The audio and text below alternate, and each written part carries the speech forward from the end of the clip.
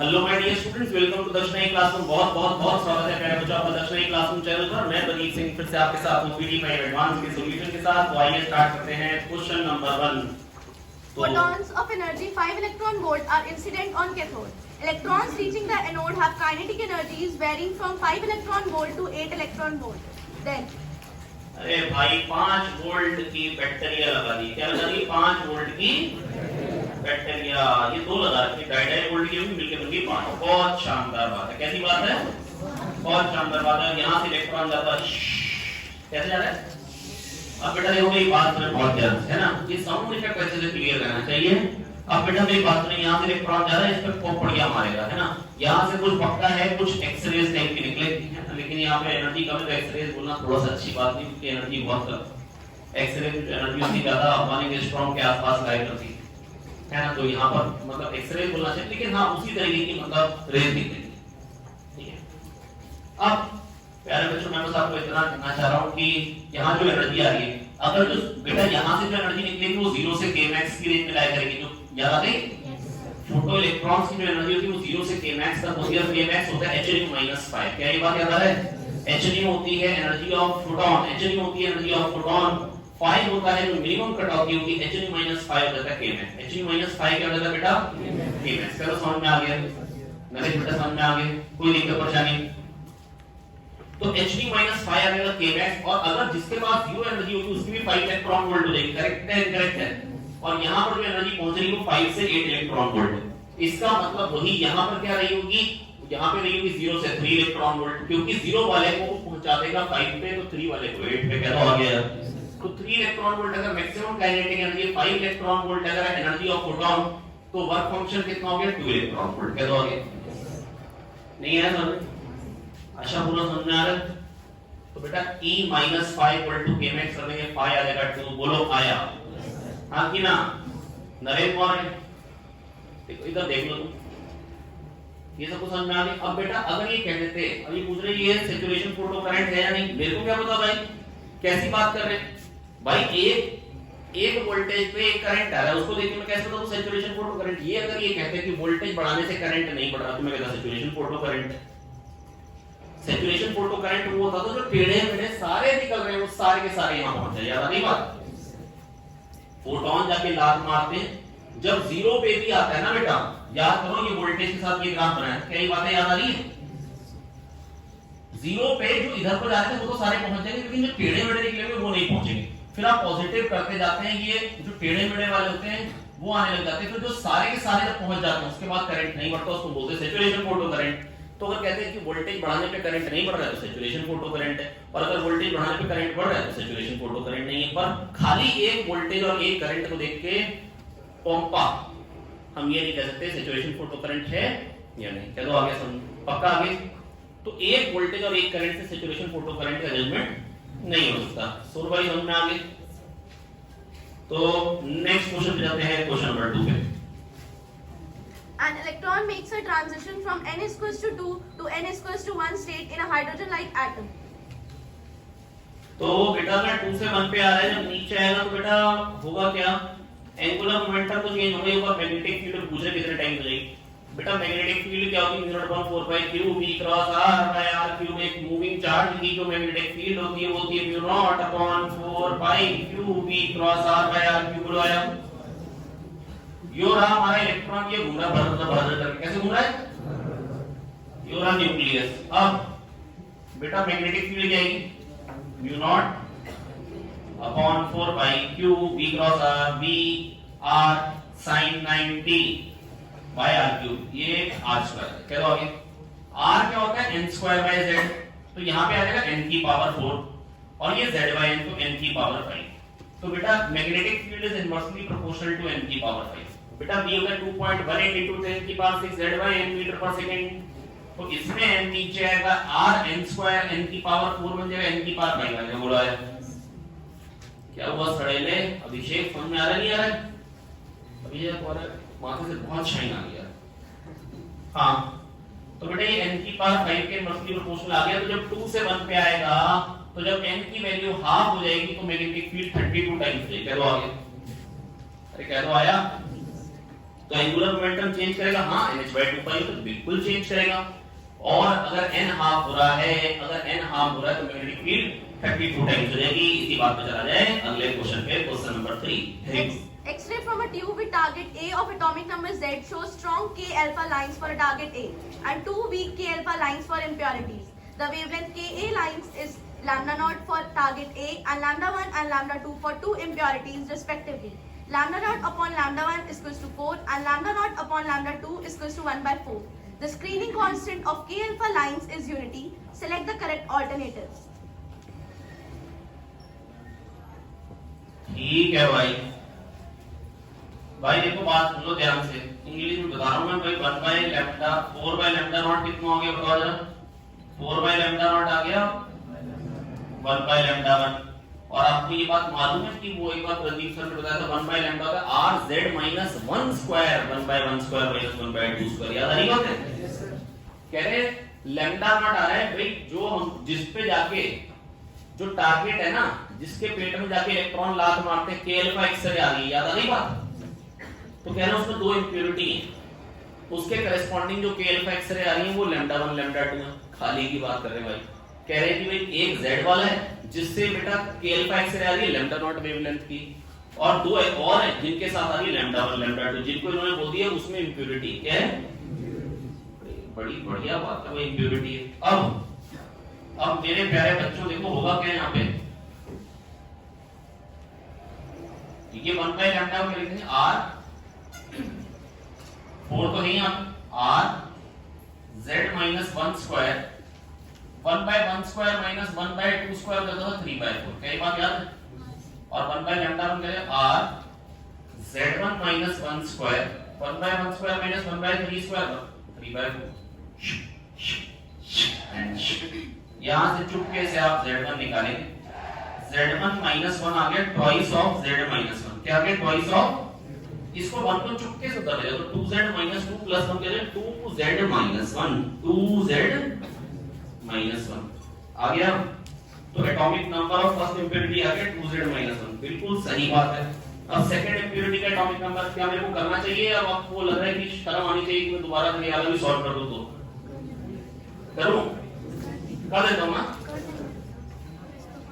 कि कौन कह रहा है कर दूं? ऐसे मैं जस्ट पूछ रहा हूं, मेरे को कोई दिक्कत नहीं, बता रही हूं, मैं दोबारा बता ही दूंगा, आपको बताइए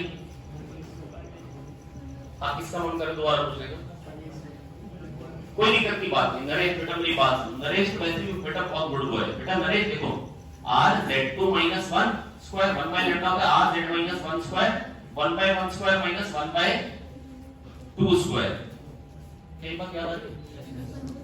कई बात याद आ रही? 1/λ कैसे लिखो, कैसे लिखो बेटा मैं बताऊं? खड़े खड़े जो अपने वाला ये कहां से है 1/λ इक्वल टू, ये क्या लिख रहा हूं?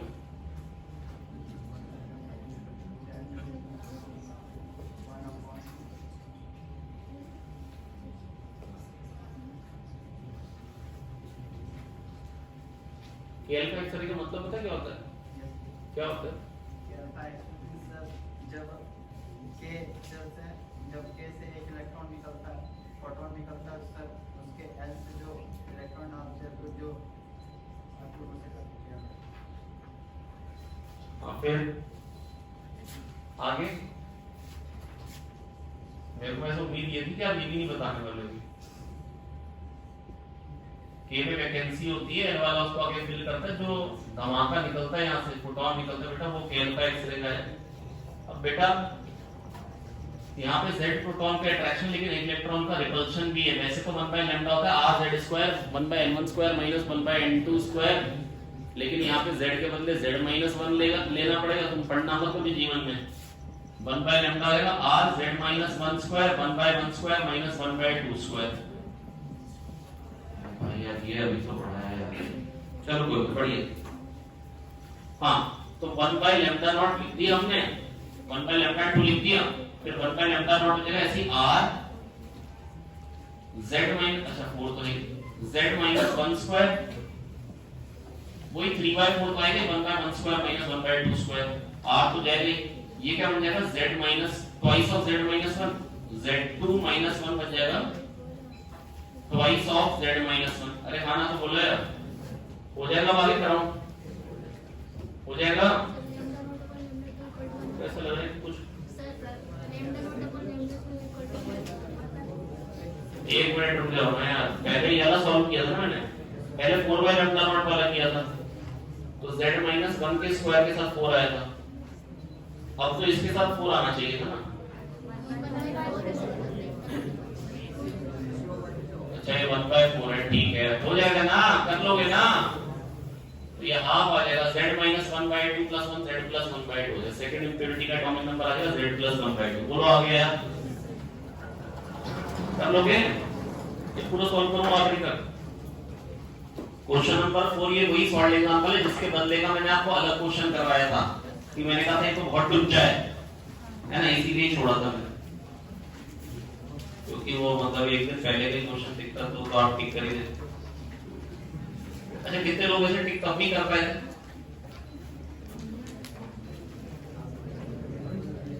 अच्छा आप सही करने वाले अभी भी इतने से लोग, हमने तो इससे बहुत भयानक करा दिया था क्वेश्चन।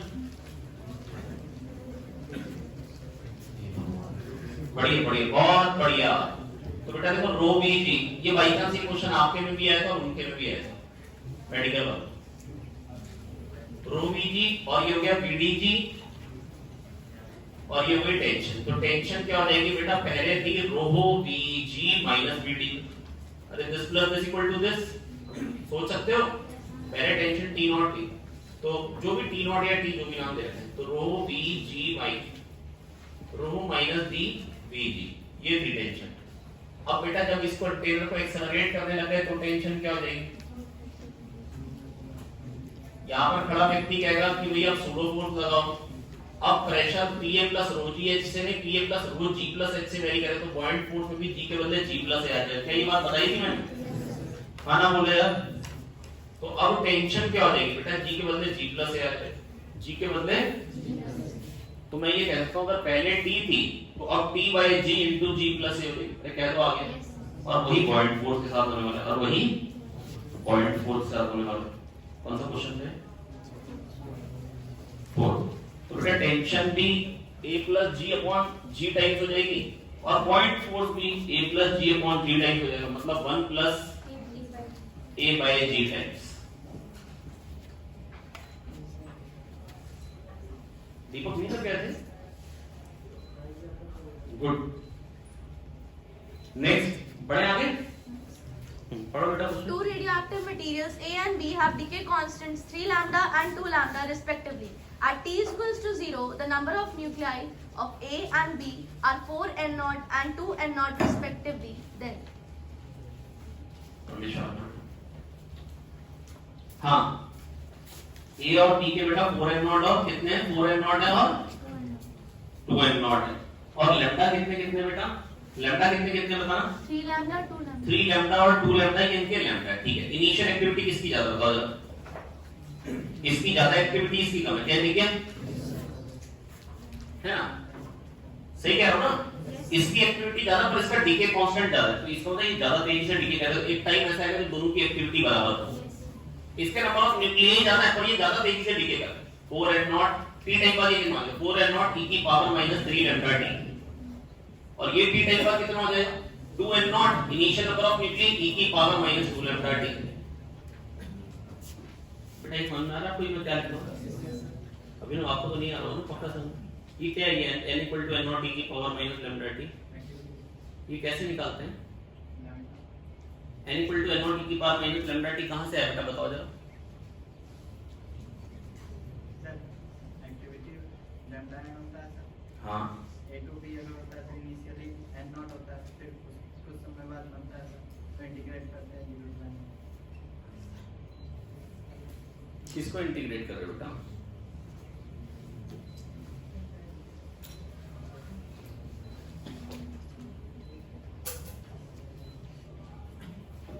कल सोच के ना, कल पक्का पूछूंगा आपसे, ठीक है बेटा? माइनस dn बाई dt को लैम्डा n लेते हैं, ni था nf हो गया, तो ni माइनस nf का डिक्रीज आया dt टाइम में, है ना, ये माइनस dn बाई dt हो जाता था लैम्डा n, है ना, और फिर इसको dn बाई n और dt लिखते जब टाइम 0 था तो n0 थे, टाइम t हुआ तो n हुए, वहां से आता था n equal to n naught e की पावर माइनस लैम्डा t, क्या आता है n equal to n naught e की पावर माइनस लैम्डा t। आइए देखिए तो बेटा इन दोनों को बराबर कर देंगे, यहां से क्या निकल गया e की power lambda t equal to 2। अरे हाँ ना बोलो यार, तो लैम्डा t क्या हो जाएगा ln2, इतना सोच पाओगे? तो दोनों के नंबर ऑफ न्यूक्लियाई कब बराबर हो जाएंगे ln2 बाय लैम्डा पे, हाँ ना बोले? अब दोनों की एक्टिविटी बेटा अगर n equal to n naught e की पावर माइनस लैम्डा t है, लैम्डा से मल्टीप्लाई कर दो दोनों तरफ, ये हो गई इनिशियल एक्टिविटी, टी टाइम बाद activity a equal to a not e की पावर माइनस लैम्डा t भी आ जाएगा यहां से। अरे हाँ ना बोले यार, परमेश्वर नहीं समझ में आगे। तो बेटा इसकी इनिशियल एक्टिविटी क्या है 12 लैम्डा n नॉट। अब कह रहे दोनों की एक्टिविटी का बराबर 12 लैम्डा n नॉट e की power minus 3 lambda t is equals to 4 lambda n naught e की पावर माइनस 2 लैम्डा t। तो यहां से निकल के क्या आ जाएगा e की power lambda t is equals to 3। बस कुछ नहीं, ln ले लीजिए, लैम्डा t हो जाएगा ln3, तो t आ जाएगा ln3 बाय लैम्डा। तो एक्टिविटी बराबर होगी इस टाइम पे और नंबर ऑफ न्यूक्लियाई bराबर होंगे इस टाइम पे ln2 बाय लैम्डा पे। अरे हाँ ना बोले और ln4 बाय लैम्डा पे। उसके बाद इस टाइम के बाद किसकी एक्टिविटी ज्यादा होगी? इनिशियली दोनों की बराबर है, इनिशियली इसकी ज्यादा एक्टिविटी है इससे, ln3 बाय लैम्डा पे बराबर होगी क्योंकि इसने ज्यादा तेजी से डीके करना है, तो इसलिए एक्टिविटी इस टाइम पे बराबर होगी। और उसके बाद इसकी कम हो जाएगी ln4 बाय लैम्डा पे, तो b की एक्टिविटी ज्यादा होगी, क्या a की ज्यादा गलत, तो इसलिए डी ऑप्शन गलत हो गया, है ना? चलिए बड़े क्वेश्चन नंबर 6 पे फिर आगे। कल ये क्वेश्चन पूछूंगा मैं आप लोगों से बेटा, है ना? कल ना बताना बेटा, बर्दाश्त नहीं कर पाएंगे, ठीक है दोस्त मेरे?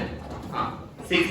A container of large uniform cross-sectional area A resting on a horizontal surface holds two immiscible, non-viscous and incompressible liquids of density D and 3D, each of height h by 2.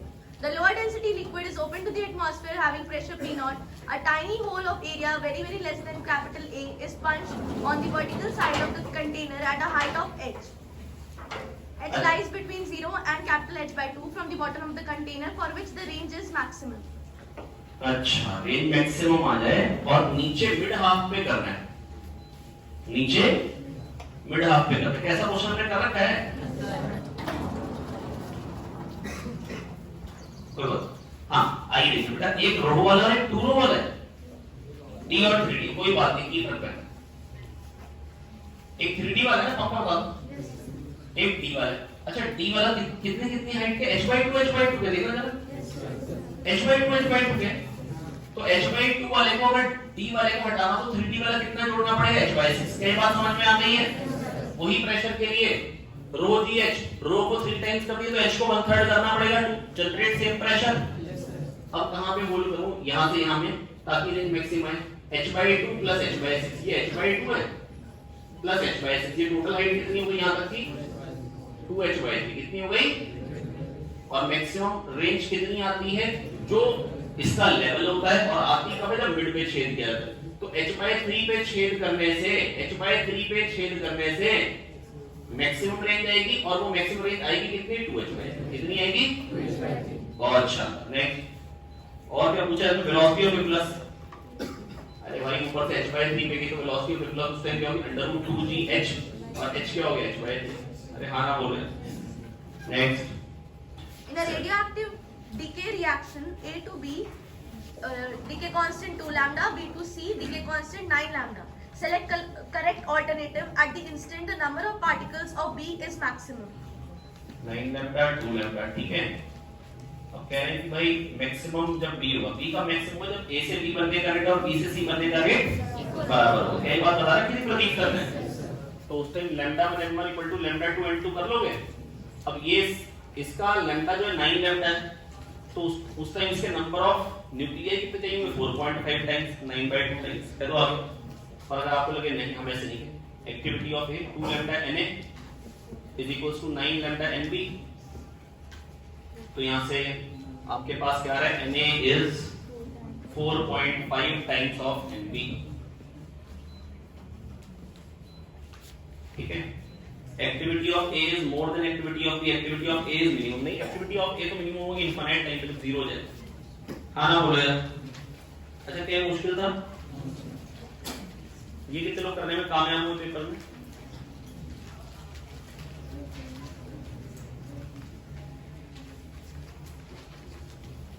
आप जो है ना भाई ये तो क्वेश्चन करना चाहिए था, बहुत बड़ी। चलिए next question number 8। A fusion reaction consists of combining 4 protons into an alpha particle. The mass of helium atom is 4.002603 U and that of proton is 1.007825 U. भाई देखो 4 प्रोटॉन से अगर ये बन रहा है तो ये कंप्लीट रिएक्शन तो हो नहीं सकती। क्यों? क्योंकि इधर 2 प्रोटॉन 2 न्यूट्रॉन में कन्वर्ट होते हैं। जब प्रोटॉन से न्यूट्रॉन बनता तो होता क्या, कोई रिएक्शन क्या थी, proton with neutron plus positron plus neutrino. अरे हाँ ना बोलो, तो 2 प्रोटॉन 2 न्यूट्रॉन में कन्वर्ट हुए, समझ गए? तो यहाँ कहेंगे 2 पॉजिट्रॉन और 2 न्यूट्रिनो, और साथ में क्या पूछा क्या कह रहे हैं जो पहले, अच्छा ऐसी ये जो रिएक्शन है इसमें कंजर्वेशन ऑफ चार्ज फॉलो नहीं होगा, बिल्कुल सही बात है। इधर 4 पॉजिटिव चार्ज, इधर 2 पॉजिटिव चार्ज, नहीं हो पा रहा, सही बात है। द करेक्ट इक्वेशन ये है, ये भी सही बात है। अच्छा loss of mass of reaction जी मैं बताऊंगा, हो जाएगा भाई, इसका मास माइनस इसका मास कर लो यार, इलेक्ट्रॉन के मास को खा लो। और वैसे भी उन्होंने एटम का मास दे रखा है तो इलेक्ट्रॉन का मास उसमें अपने आप ही आ गया, पॉजिट्रॉन इलेक्ट्रॉन बराबर मास के होते हैं। अब एनर्जी इक्विवेलेंट टू कितना मास दे इट इज रिलीज, बेटा लॉस ऑफ मास इनटू 930 कर देना, 931.5 तो कौन ही कर रहा है यार, अरे हाँ ना बोलो यार, कर लोगे? चारों ऑप्शन सही आ जाएंगे, बढ़े आगे next. In an alpha decay, the parent nucleus X200 decays into a daughter nucleus Y. Then अब बेटा अब अगर आपके मन में ऐसा विचार आ गया हो कि जैसे एक बच्चा अपने पास आया था कि ये जो मास नंबर है जो 210 से ज्यादा ही नहीं है ना, आप ये मॉड्यूल में क्वेश्चन था। बेटा देखो एक बात ना समझो, न्यूक्लियर फिजिक्स ना एक ऐसा टॉपिक है जिसको ना ज्यादा ध्यान से समझा गया है ना ज्यादा ध्यान रखा जाता है। तो अगर वहां कह रहे हैं अल्फा डीके हो रही है तो अल्फा डीके हो रही है, ये बड़ी मजबूरी है, 210 से ज्यादा मास नंबर पे होती है। इसको ना ज्यादा समझा भी नहीं गया यार, है जब क्वेश्चन बना रहे थे तो मतलब जो जिसने बनाया हुआ टीचर ने उसके दिमाग में थ्योरी नहीं हुई, आप समझिए ना 210 से ज्यादा पे होती। पर अगर कभी कभी कह दे रहे तो निकाल लो यार काम, बढ़ने दो। आईआईटी वाले वैसे ऐसी गलती ना करें ऐसा मेरे को काफी उम्मीद है ना। और अगर वो जो पूछना चाह रहे हैं वो आप बता, अगर वो यही पूछना चाह रहे हैं कौन कौन सा अल्फा डीके कर सकते हैं, इसका मतलब उसके दिमाग में थ्योरी है। और वो कह रहे हैं अल्फा डीके कर गया, बताओ क्यू वैल्यू क्या होगी। अब वो बोले 100 मास नंबर दे, क्यू वैल्यू पूछ रहे हैं और चारों में नंबर दिए, इसका मतलब उसके दिमाग में थ्योरी नहीं, चुपचाप से क्यू वैल्यू निकालो, ये मतलब कि 210 से कम है इसके ऊपर, ठीक है। ये बड़ी अजीब बात है लेकिन क्या ही कर सकते हैं। अब इससे बनेगा y 196 प्लस 2He4, बहुत ही बढ़िया। अब पूछेंगे क्या बेटा यहाँ पे हमसे, मास नंबर y का 4 से कम होगा, एटॉमिक नंबर 2 से कम, बताओ बताओ भाई, ऐसी बात नहीं पूछ सकते कोई जीवन में हमसे। अब कह रहे हैं क्यू वैल्यू कितनी होगी, Q value if the q value, अच्छा नहीं, if the q value is 200 MeV तो अल्फा पार्टिकल की काइनेटिक, अरे भाई k alpha is q 1 minus 4 by a, क्या बात है, a minus 4 by a ऐसे कह लो, है ना, 1 minus 4 by a से भी यही बनेगा। और ये 196 और ये 200 है, q की झंड हो जाएगी, बचेगा 196, तो k अल्फा आ जाएगा 196, बिल्कुल सही बात है। The q value of the reaction decreases if the daughter nuclei is formed in excited state। बेटा Q वैल्यू नहीं डिक्रीज होती है एक्साइटेड स्टेट में, अगर तो Q वैल्यू तो वही है, बस सारी एनर्जी 2 में ना बट के कुछ गामा रेडिएशन भी निकले, बस सारी एनर्जी 2 में ना बट के एनर्जी तो टोटल रिलीज वही है, पर सारी काइनेटिक एनर्जी की फॉर्म में नहीं है, कुछ गामा फोटॉन्स भी आ रहे हैं। अरे हाँ ना बोले यार, Q वैल्यू भी डिक्रीज कर जाती है, Q के बदले Q माइनस E लेना पड़ता है, बटने वाली एनर्जी को हमको कुछ चेंज करना पड़ता है। जो K alpha plus K daughter को हमने बोला था Q वैल्यू, वो Q माइनस E हो जाती है। कई बार क्या आ रही, हालांकि इस पे भी आईआईटी का कोई क्वेश्चन नहीं है इस बात को। चलिए हाँ नेक्स्ट, मतलब अगली बात क्वेश्चन नंबर 10 है ना, ये वो क्वेश्चन नंबर 10 ये वही क्वेश्चन आ गया जो मैंने आपको बताया था, if force is of the type of A minus Bx, if force of the type of A minus Bx।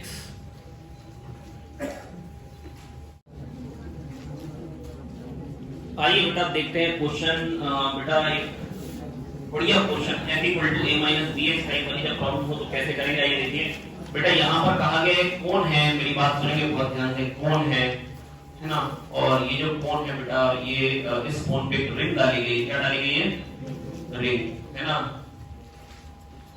अब ये जब रिंग नीचे जाएगी तो बेटा हल्के हल्के इलोंगेट होगी और इसमें टेंशन बढ़ेगी। पूछा है कहां जाके ये रुकेगी, पूछा है कहां जाके ये। सुनिए बात ध्यान से बेटा, बस मैं आपसे इतना कहना चाह रहा हूं, वैसे तो पूछी गई है इसकी डिस्प्लेसमेंट, पर मैं आपसे ये कहना चाहता हूं, पहली बात तो ना आपको एक बात याद आनी चाहिए, मैंने आपको पहले भी बता रखी है, अगर टेंशन टी होती है, अगर टेंशन टी होती है, आप छोटा सा एलिमेंट ले लो और डी थीटा, बात बताई हुई मैंने वैसे आपको, छोटा सा एलिमेंट ले लो अगर आप डी थीटा, कितना डी थीटा, तो आधा कितना हो जाएगा डी थीटा बाई 2, आधा कितना हो जाएगा टी टी है ना, ये डी थीटा बाई 2, ये 90 माइनस डी थीटा बाई 2, ये 90, ये फिर डी थीटा बाई 2, ये भी D theta by 2, t cos D theta by 2, t cos D theta by 2 cut जाएंगे और t sin D theta by 2, t sin D theta by 2 जुड़ जाएंगे, 2t sin D theta by 2, 2t D theta by 2 बन जाएगा, t D theta net force आएगा इधर को centre में, बोलो है। तो अगर डी थीटा की एजेस पे अगर दो फोर्स अगर है pd, तो सेंटर की तरफ टोटल फोर्स अगर pd थीटा, क्या ऐसी बात मैं पहले कर चुका हूं आपके साथ? Yes sir. कितने लोगों को ये बात याद है? चलो इतना याद है, बात करें, बात भी आती क्या होता है ऐसे होता है। Thank you. अब देखिए बेटा, जब इसमें ना इसको मान लीजिए ये x नीचे जाएगा, कितना नीचे जाएगा x, तो रेडियस कितने से बढ़ जाएगा आप समझ सकते हैं, ये थीटा है तो x tan थीटा से रेडियस बढ़ जाएगा, सोच पा रहे हो? Sorry x sin theta, x sin theta से रेडियस बढ़ जाएगा, ये सोच सकते हो? नहीं समझ में? x sin थीटा से रेडियस बढ़ जाएगा, कितने से बढ़ जाएगा x, ये x है तो ये x sin थीटा से रेडियस बढ़ जाएगा, तो लेंथ कितने से बढ़ जाएगी 2 pi r होता है ना, ये पेरीमीटर होता है, तो जो चेंज इन पेरीमीटर है वही चेंज इन लेंथ हो जाएगा, है ना, तो 2 pi चेंज इन रेडियस हो गया x sin, खत्म, डेल्टा p लेंगे तो इधर डेल्टा आ x sin, बहुत शानदार। अब छोटा सा पोर्शन कंसीडर करें, इसमें नेट फोर्स सेंटर की तरफ को क्या होगा pd थीटा, और t क्या होगा k into this, k into elongation, ये हो जाएगी टेंशन। हाँ ना बोल गया नहीं है, k into elongation हो जाएगी टेंशन, और सेंटर की तरफ को फोर्स क्या है pd थीटा, छोटा सा d थीटा एलिमेंट की, तो सेंटर की तरफ को फोर्स क्या है pd थीटा,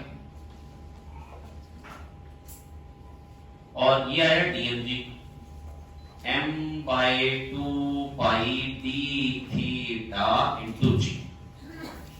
अब मैं कह रहा हूं खाली इधर वाले फोर्सेस कंसीडर, ये थीटा, ये 90 माइनस थीटा, फिर ये थीटा, फिर ये td थीटा cos थीटा रहेगा, td थीटा sin थीटा रहेगा, dmg cos थीटा रहेगा, m by 2 pi d theta g cos theta, ये हो गया dmg cos theta minus td theta sin theta, td theta, t की value क्या है k into 2 pi x sin theta,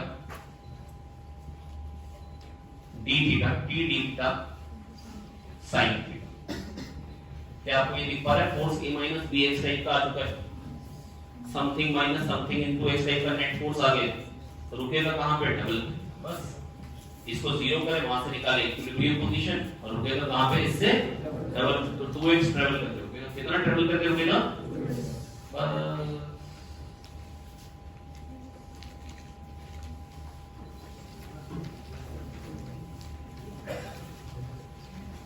एक बार आप बता देख लो, तो 5 बार पूछे तो बता, 6 बार बताना है, 6 बार किसको जानना है?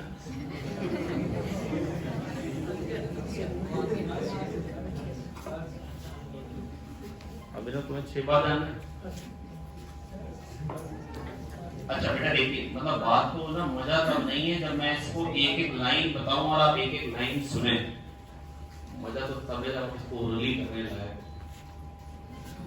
मजा इस चीज का थोड़ा ना कि एक एक लाइन में बताऊं और एक एक लाइन आप सुन के एक एक लाइन नोट करें। हाँ, समझने के लिए सबसे बढ़िया मेथड होता है कि अगर आप बहुत कमजोर हैं, और कोशिश आपको करनी चाहिए, बस ये बात आपको मैंने आपको ये बताया कि आपको याद रखना होगा टीडी थीटा, ये मैंने पहले ही बता दिया। अभी आगे सरफेस टेंशन पड़ेगा तो आपको समझ में भी आ जाएगा मैंने क्यों कहा, वहां पर भी। अब यहाँ पे छोटा सा एलिमेंट है, इस पे अगर रिंग का छोटा सा एलिमेंट ले रहा हूं तो उस पे सेंटर की तरफ फोर्स आएगा TD पे, और इस पे जो इसका जो वेट होगा कुछ नॉर्मल भी आ रहा है, पर मेरे को उससे मतलब नहीं ना, side wise force dmg cos theta, dm क्या हो जाएगा m/2 पाई इनटू d थीटा, ये मास हो गया इनटू g। अब बेटा dmg cos थीटा इधर आ जाए, ये थीटा है, 90 माइनस थीटा, फिर ये theta, t theta cos t d theta cos theta इधर है, t d theta sin theta इधर है, और m/2 पाई d थीटा g m/2 पाई d theta g cos theta, dmg cos theta minus t d theta sin theta. अब t क्या होगा, ये net force छोटे से dm मास। अब t क्या होगा, अरे भाई जब ये x नीचे जाएगा तो x sin थीटा से रेडियस बढ़ जाएगा, लेंथ 2 पाई x sin थीटा से बढ़ जाएगी, लेंथ 2 पाई x sin थीटा से बढ़ जाएगी, k इनटू दिस, ये टेंशन आ जाएगी। बस इसको यहाँ पे पुट करें टेंशन को, तो आपको a माइनस bx टाइप का फोर्स दिखाई देगा, उसको जीरो कर दे, वहां से इक्विलिब्रियम लोकेशन आ जाएगी। कितना चल के रुकेगा तो उसको डबल, रुकेगा कहां पे, डबल। अरे हाँ ना बोलो,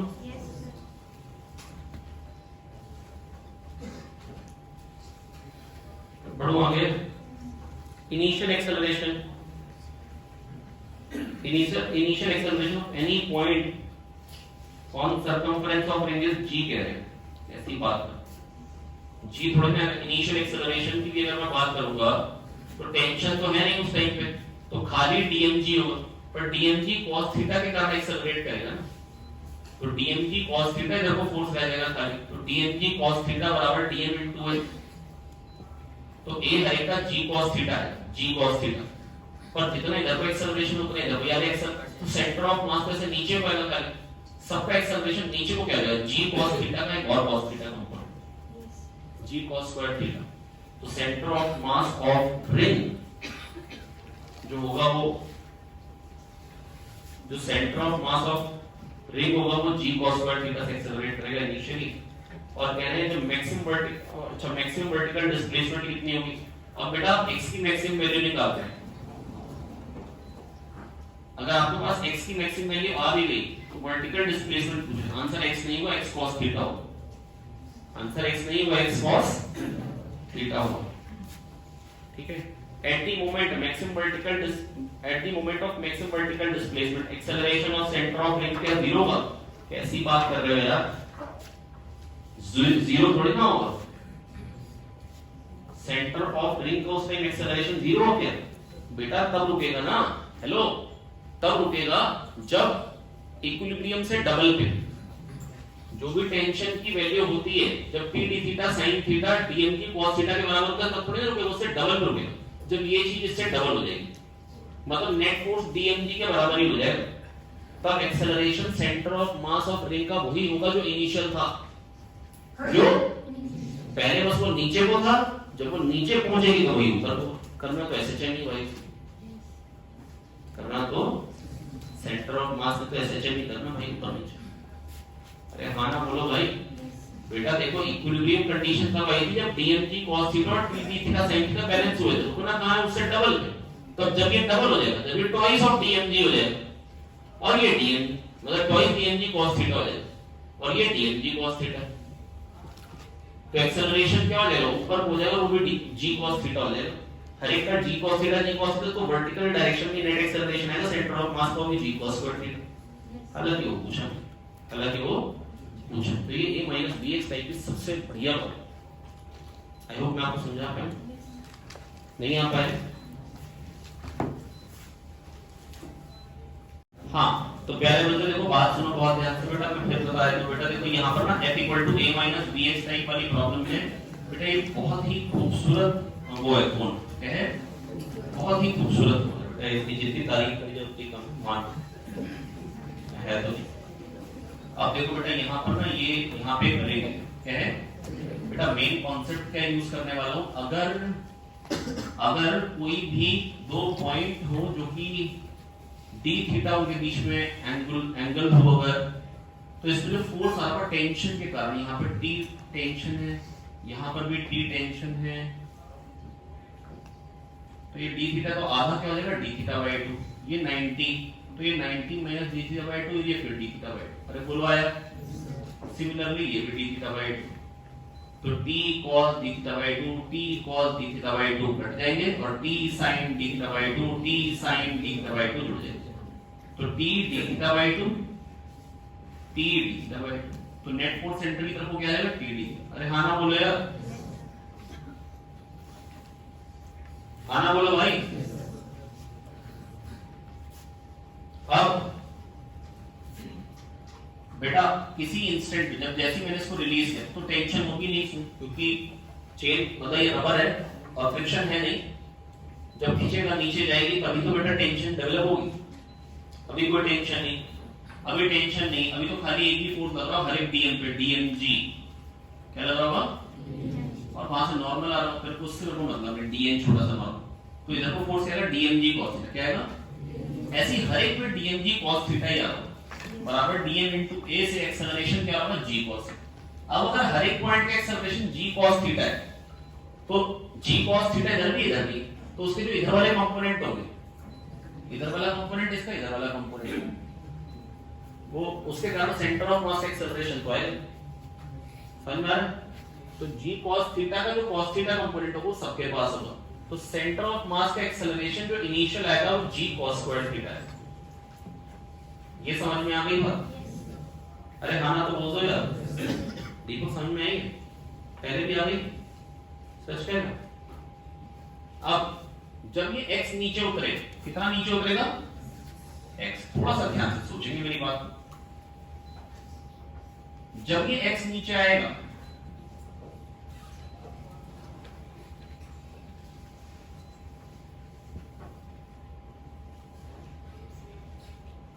तो रेडियस x sin थीटा से बढ़ जाएगा, कितने से बढ़ जाएगा, तो टेंशन और लेंथ कितने से बढ़ जाएगी 2 पाई x sin थीटा से। अरे लेंथ 2 पाई r होगी, जितने से r बढ़ेगा 2 पाई x sin थीटा, ये हो जाएगी, ये हो जाएगा increase in length, k into this ये हो जाएगी इंक्रीज इन टेंशन।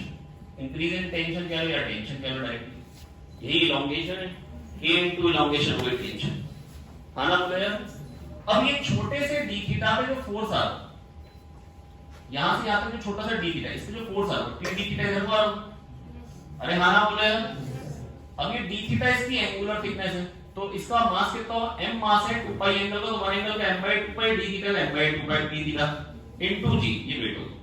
तो इसके अलाउंग कितना आ रहा होगा, जो इंक्लाइन मतलब सरफेस स्लैंट हाइट के अलाउंग कितना आ रहा होगा, dmg cos थीटा m/2 पाई d theta g cos theta यार, माइनस t का जो कंपोनेंट आ रहा है वो कितना होगा, t d theta cos theta, तो इस तरह बनेगा। अरे यार ये थीटा, ये 90, तो ये 90 माइनस थीटा, फिर ये थीटा, अरे हाँ ना बोलो यार, फिर ये 90 माइनस थीटा, तो t थीटा cos थीटा इधर पर आओ, इधर क्या होगा t d theta sin theta, t d theta sin, तो ये नेट फोर्स हो गया dm मास,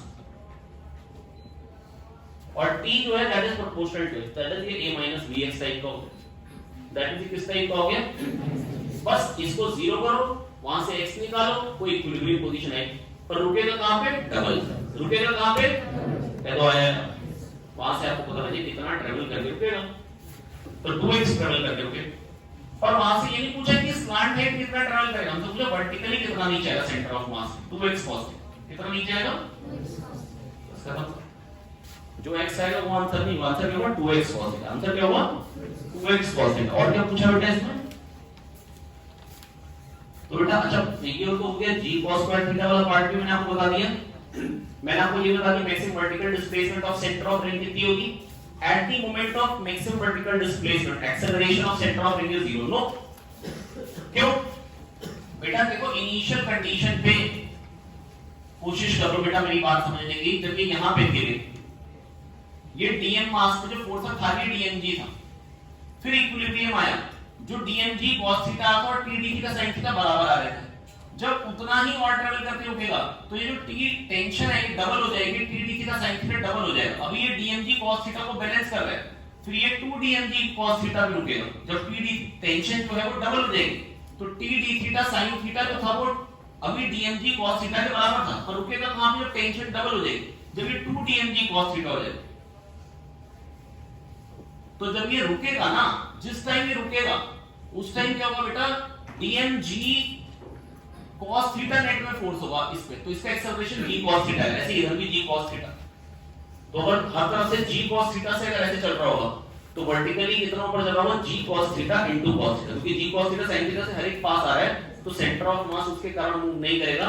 जो सबके सब g cos स्क्वायर थीटा से ऊपर चल रहे हैं, तो सेंटर ऑफ मास का एक्सेलरेशन मैक्सिमम वर्टिकल डिस्प्लेसमेंट पे g cos स्क्वायर थीटा होगा, ऊपर को जैसे इनिशियली था g cos स्क्वायर थीटा, नीचे को दैट इज रिंग जो है वो SHM परफॉर्म करने वाली है। और अगर आपको SHM का टाइम पीरियड निकालना हो तो आप ये कह सकते हैं जो एक्स्ट्रा फोर्स आने वाला है बेटा a माइनस bx टाइप का जब फोर्स होता था, तो बेटा SHM किसके कारण होता था, bx के कारण। किसके कारण होता था, bx के कारण। बेटा आप याद करें जब mg माइनस kx का फोर्स होता तो जो एक्स्ट्रा फोर्स आता kx, याद है इक्विलिब्रियम के बाद, तो इक्विलिब्रियम के बाद जो उसमें इंक्रीज आएगा, ये जो क्वांटिटी बन रही है इसको थोड़ा सा फैला के लिखता हूं, यहां पे क्या बन जा रहा है, 2 पाई k sin square theta d theta into x।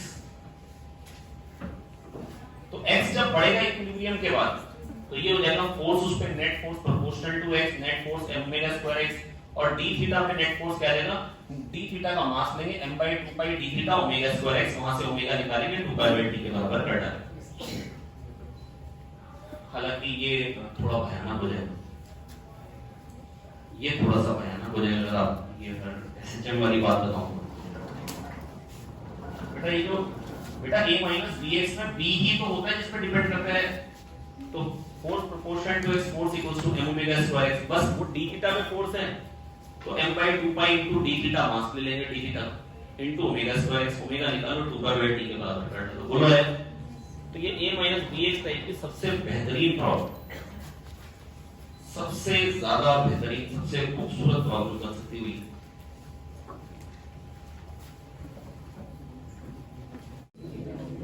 हाँ बेटा देखो lambda capital T small D सब गिवन है, क्वेश्चन नंबर 11 की बात कर रहा हूं, lambda capital T small D सब गिवन है।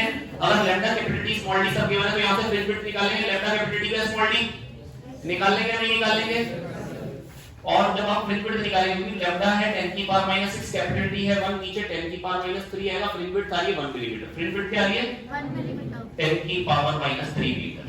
ठीक, ये फ्रिंज विड्थ सारी बड़े आराम से कैलकुलेट हो गए। अब बेटा आपसे कहा गया है distance from central maxima at which intensity is half of intensity at maxima. ठीक है, I equal to im I max cos square pi by 2। ये बात समझ में आती, कहां से आया था, I equal to I1 plus I2 plus 2 under root I1 I2 cos square, फिर I1 I2 को दोनों को बराबर कर दिया था, I तो आ गया था I equal to 4I cos square by 4I cos square pi by 2, याद आ गया।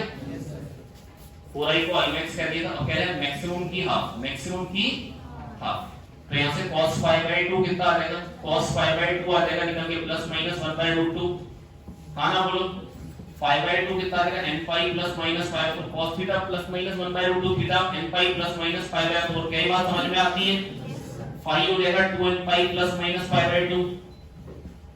अब अगर 5 ये आ गया तो फेज डिफरेंस होता है 2 pi by lambda, path difference, path difference किसी y पे होता है dy बाय कैपिटल D, कई बात याद है, अरे पाथ डिफरेंस कितना आता था किसी y पे, याद है d sin theta sin theta बन जाता है tan theta y by capital D, अरे हां ना बोलो, यस सर, क्यों निशान, हां तो बेटा यहां से y निकाल लेंगे, y कितना है n lambda d by d plus minus lambda d by 4d। ठीक है, ये बीटा है, ये बीटा बाय 4 है, तो बेटा बन जाएगा n beta plus minus beta by 4। तो पहली बार बीटा बाय 4, दूसरी बार beta minus beta by 4, 3 beta by 4, तीसरी बार बीटा प्लस बीटा बाय 4 मतलब 5 बीटा बाय 4, फिर 2 beta minus beta by 4 7 beta by 4, फिर 9 बीटा बाय 4, बीटा बाय 4 कितना आ जाएगा 2.5 into 10 की पावर माइनस 4, ये निकल गया ना 2.5 into 10 की पावर माइनस 4, करेक्ट है। फिर 7.5 वाला है, फिर 12.5 वाला आएगा, फिर 2.5 into 7 कितना हो जाएगा 17.5 वाला आएगा, इतने तक आंसर दिए नहीं, खाली 2.5 है, 7.5 और 12.5 और डी तो ऑप्शन हो नहीं सकता, तो कौन कौन सा ऑप्शन सही होगी? A B C. चलो आगे। इसके बाद अगले क्वेश्चन में कहा गया है हमने एक स्लिट के आगे हमने एक ग्लास स्लैब रख दिया, थिन ग्लास स्लैब रख दिया जिससे हाफ ऑफ इंटेंसिटी पास होती है। पहले दोनों से इंटेंसिटी बराबर बराबर आ रही थी कृष्णा, गले नहीं क्या? पहले दोनों से ना इंटेंसिटी बराबर बराबर आ रही थी, क्या आ रही थी? बराबर बराबर आ रही थी। अब इसके आगे कुछ हमने ग्लास स्लैब रख दी जिससे इंटेंसिटी किससे क्या हो गई? पहले अगर I0 आती थी, इसमें I0/2 और I0 आ रही है। तो जब I0 थी तो मिनिमा पे होती है √I1 - √I2 होल स्क्वायर। पहले मिनिमा पे 0 आ रही थी, अब मिनिमा पे 0 नहीं आएगी, तो मिनिमा पे बेटा इंटेंसिटी बढ़ जाएगी और मैक्सिमा पे तो घट जाएगी, क्योंकि √I1 + √I2 का होल स्क्वायर था, I2 कम हो गया। चलो आगे। अरे हाँ ना बोलो। Resultant intensity at centre of screen will decrease. बिल्कुल सही बात है, क्योंकि मैक्सिमा था सेंटर में, अब हो सकता है मैक्सिमा भी ना शिफ्ट होने के बाद, और अगर होगा भी मैक्सिमा तो भी इंटेंसिटी कमी होगी। ठीक है। Resultant intensity at dark will increase, the fringe width will remain unchanged, the fringe pattern will shift toward the covered slit। सारी बात है। चलो आगे। नेक्स्ट। इसके बाद बेटा कहा गया एटमॉस्फेरिक प्रेशर को 0 मान लो, है ना? आगे लगी रहा फिजिक्स वालों ने क्वेश्चन बनाया, क्योंकि बेटा केमिस्ट्री वाले होते तो वहां पे बताए थे boiling point is the temperature at which vapour pressure becomes equal to atmospheric pressure. पानी पानी नहीं रहेगा भाई, 0 प्रेशर कर दो तो पानी तो इवेपोरेट हो जाएगा फट से। हाँ ना बोलो यार, वो तो प्रेशर कुकर होते हैं जहां पर 150 केल्विन 150 डिग्री सेंटीग्रेड पे पानी पानी रहता है, क्योंकि ऊपर वेपर निकलने के बाद वेपर ही एटमॉस्फेयर में ऐड होके बाकी और वेपर को नहीं निकलने देते। अरे हाँ ना बोले। फिर ऑस्मोसिस फटाफट से हो जाता है, फिर हम बोलते हैं बेहतर खाना पल भर में तैयार। ये होता है प्रेशर कुकर का प्रिंसिपल। अब बेटा मेरी बात सुने ध्यान से, लेकिन ये कह रहे हैं हो सकता है। अब जब ये कह रहे हैं भाई प्रेशर 0 है, एटमॉस्फेरिक प्रेशर, तो ठीक है चलो 0। तो यहां पर प्रेशर कैसे लिख सकते हैं? या तो ρg(h) से लिख लो या ρah से लिख लो। ये रखा है 3g/4, तो ρ3g/4 L2 कह लो या ρg L1 कह लो, दोनों बात सही है। और tan थीटा a/g होता है, tan थीटा 3/4 आ ही जाएगा। हां ना बोलो, तो abc सही होगा। बिल्कुल बकवास क्वेश्चन।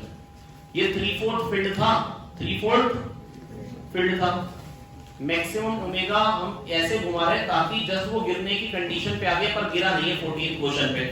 अब गिरा नहीं है, गिरने की कंडीशन पे आ गया है।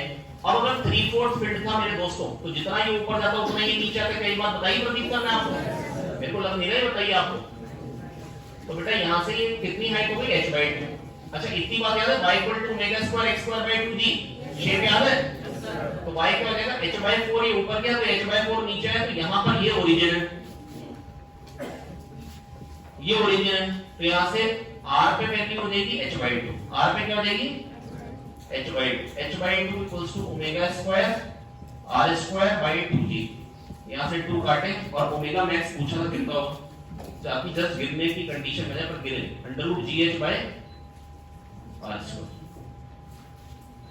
तो ये सेकंड ऑप्शन तो सही हो गया, बी वाला। अच्छा dp/dx कितना होगा? p = pa + ρax याद है? a ω² x/2 * x। तो dp/dx निकाल लोगे या नहीं निकाल पाओगे? ρ ω²x। तो सी वाला भी सही है। डी वाला dp/dy के ऊपर जाने से प्रेशर कम होगा, और अगर ऊपर की बात करें तो y एक्सिस को पॉजिटिव को ऊपर ही दिखा रखा है, ध्यान से देखिए ऐसे दिखा रखा है, तो dp/dy नेगेटिव आएगा पहली बात, और आएगा तो ρg, क्योंकि p = pa - ρgy बनेगा यहाँ। नहीं आया समझ में? जो भी यहाँ पे प्रेशर p0 है, तो p0 - ρgy होगा y ऊपर, तो dp/dy क्या आ जाएगा? -ρg। क्या आ जाएगा? dp/dy बता क्या रहा है, जब y में 1 जाएंगे तो प्रेशर में कितना चेंज आएगा? dp चेंज आएगा जब dy ऊपर गए, जब 1 ऊपर जाएंगे तो क्या चेंज आएगा? dp/dy। जब 1 ऊपर जाएंगे तो पहली बात तो डिक्रीज होगा नेगेटिव, और चेंज कितना आएगा? ρg 1 कर लो तो -ρg। क्या तो आगे? तो सही ऑप्शन क्या क्या होगा बेटा? तो h0 तो h/2 है, तो a गलत हो गया, b c d सही होगा, है ना? b c d सही होगा। 15 वाले में क्या रखा है कि जो थ्रेशोल्ड वेवलेंथ है वो 3700 एंगस्ट्रॉम है। कितनी? 3700 एंगस्ट्रॉम। बेटा बात सुनो बहुत ध्यान से, जो थ्रेशोल्ड वेवलेंथ है वो 3700 एंगस्ट्रॉम है। कितनी है? 3700 एंगस्ट्रॉम। और कह रहे हैं लैम्डा को हम चेंज कर रहे हैं टाइम के साथ साथ। बड़ी अच्छी बात, कर लो चेंज लैम्डा को। और कुछ ना बेटा, लैम्डा ही चेंज कर रहे हैं, e की पावर -3/10।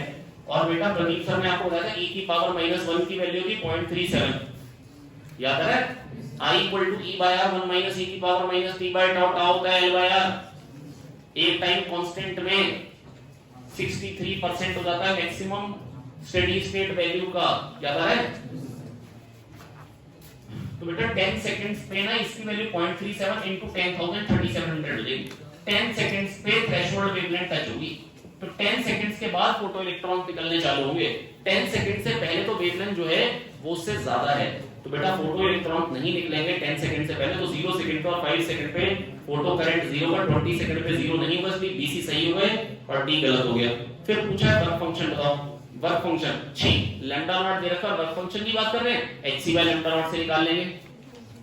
अब वो कैसे निकालेंगे? 12400 बाय 3700, ये दो जीरो उड़ाओ, 18 पॉइंट, अच्छा 37 से डायरेक्टली 3.5 टाइम्स करके देख लो ना, 3.5 करते हैं ना, इन्होंने 3.3 में 37 3 का क्या है, चेक कर लो ना ऐसे। 111 के बाद बचा कितना? 111 के बाद 13 और बचा 13, क्या हो गया? लगभग 1/3 हो गया। उसी बात, अरे हाँ ना बोले यार, डायरेक्टली चेक ही तो कर रहे हैं इतना है या नहीं है। अरे hc बाय लैम्डा नॉट आपको देखना है कि आ रहा है नहीं आ रहा है। 3.35 डिवाइड करना मुश्किल है, मल्टीप्लाई कर लो भाई, हाँ ना बोले ना। नेक्स्ट, इसके बाद बेटा क्वेश्चन नंबर 16, इसमें क्या है बताओ? लैम्डा 1 कौन सा है, लैम्डा 2 कौन सा है? एक K सीरीज है, एक L सीरीज है, M सीरीज है। अरे भाई ये K वाली होगी, ये L वाली होगी, ये M वाली होगी। अब ये कौन सी होगी? K अल्फा K बीटा में से बताओ कौन सी K अल्फा कौन सी K बीटा?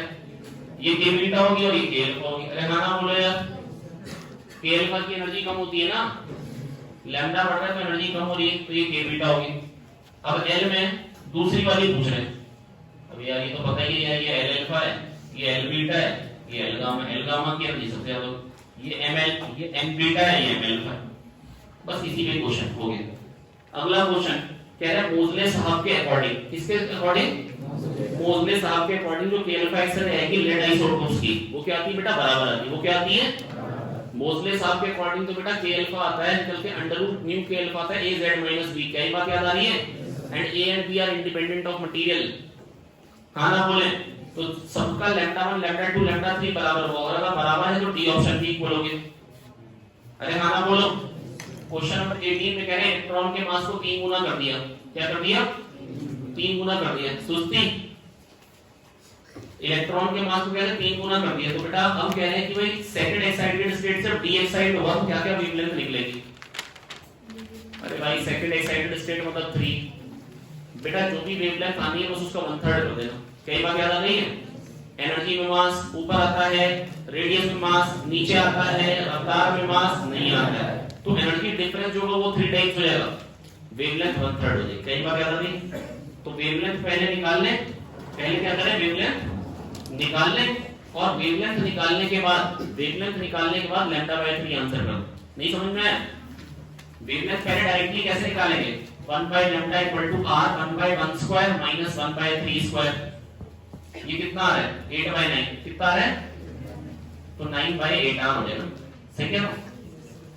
तो ये लैम्डा नहीं होगा, लैम्डा होगा इसका 1/3, तो 9 बाय 24 आ दे रखा option. Oh I am sorry, ये कह रहा है 9 बाय 8 आ ना। अरे हाँ सही तो कह रहा हूं, अपॉन 3 करना है यार, तो 3 बाय 8 आ बोलो ना। 3 बाय 8 है, अरे कह दो आ गया। बाकी कराऊंगी आगे, क्या 1 से 3 वाला ही होगा या 2 से 1 वाला भी होगा? बेटा या तो 3 से 1 पे आएगा डायरेक्टली, या 3 से 2 से 1। ये वाला भी चलो देख लो। 1 by lambda equal to r 1 by 1 square minus 1 by 2 square. 1 minus 1 by 4 क्या हो जाएगा? बोलो जरा। 3 बाय 4 हो जाएगा, तो 4 बाय 3 यार, 4 बाय सही कह रहा हूं? तो क्या हो जाएगा? 4 बाय 9 आ। चलिए तीसरा निकाल लेंगे, 3 से 2 वाला। नेक्स्ट, अब कह रहे हैं n1 से n2 पे आ रहा, और देख रहे हैं कि जो टाइम पीरियड है, टाइम पीरियड इनिशियल में जो है वो 8 टाइम्स है, क्या T proportional to n cube याद है? हाँ, T proportional to n cube याद है? बोल रहे हैं? अरे हाँ ना बोलो। तो बेटा पहले n जो था वो डबल था, पहले n जो था वो n2 जो है वो मतलब पहले n1 से n2 में n1 से, तो n1 जो है वो n2 का डबल होना चाहिए। ऐसा किस ऑप्शन में? A D, A और D दो में क्यों? बेटा time period proportional to n cube याद है क्यों होता है? 2 पाई r बाय d,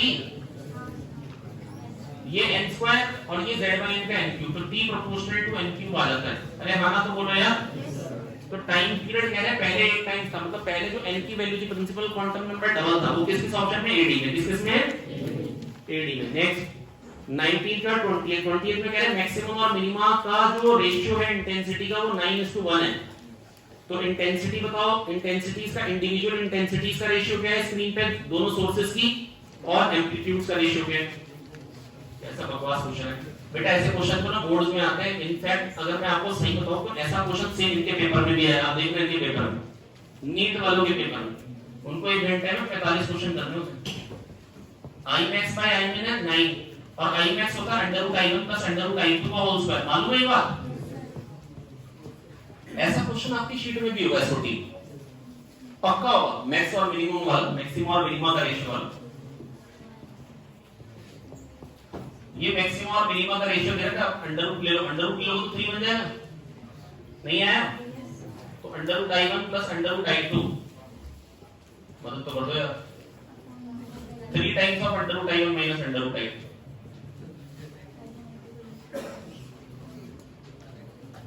मैं ऐसे करूं, मैं कंपोनेंट डिविडेंड क्यों नहीं ली?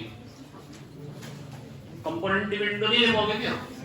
मालूम है ना, CND कर लेंगे ना यहाँ पे, तो क्या बन जाएगा? Twice of under root I1 ऊपर आ जाएगा और नीचे twice of under root I2, मतलब under root I1 by under root I2 निकल के आ जाएगा 3 + 1/3 - 1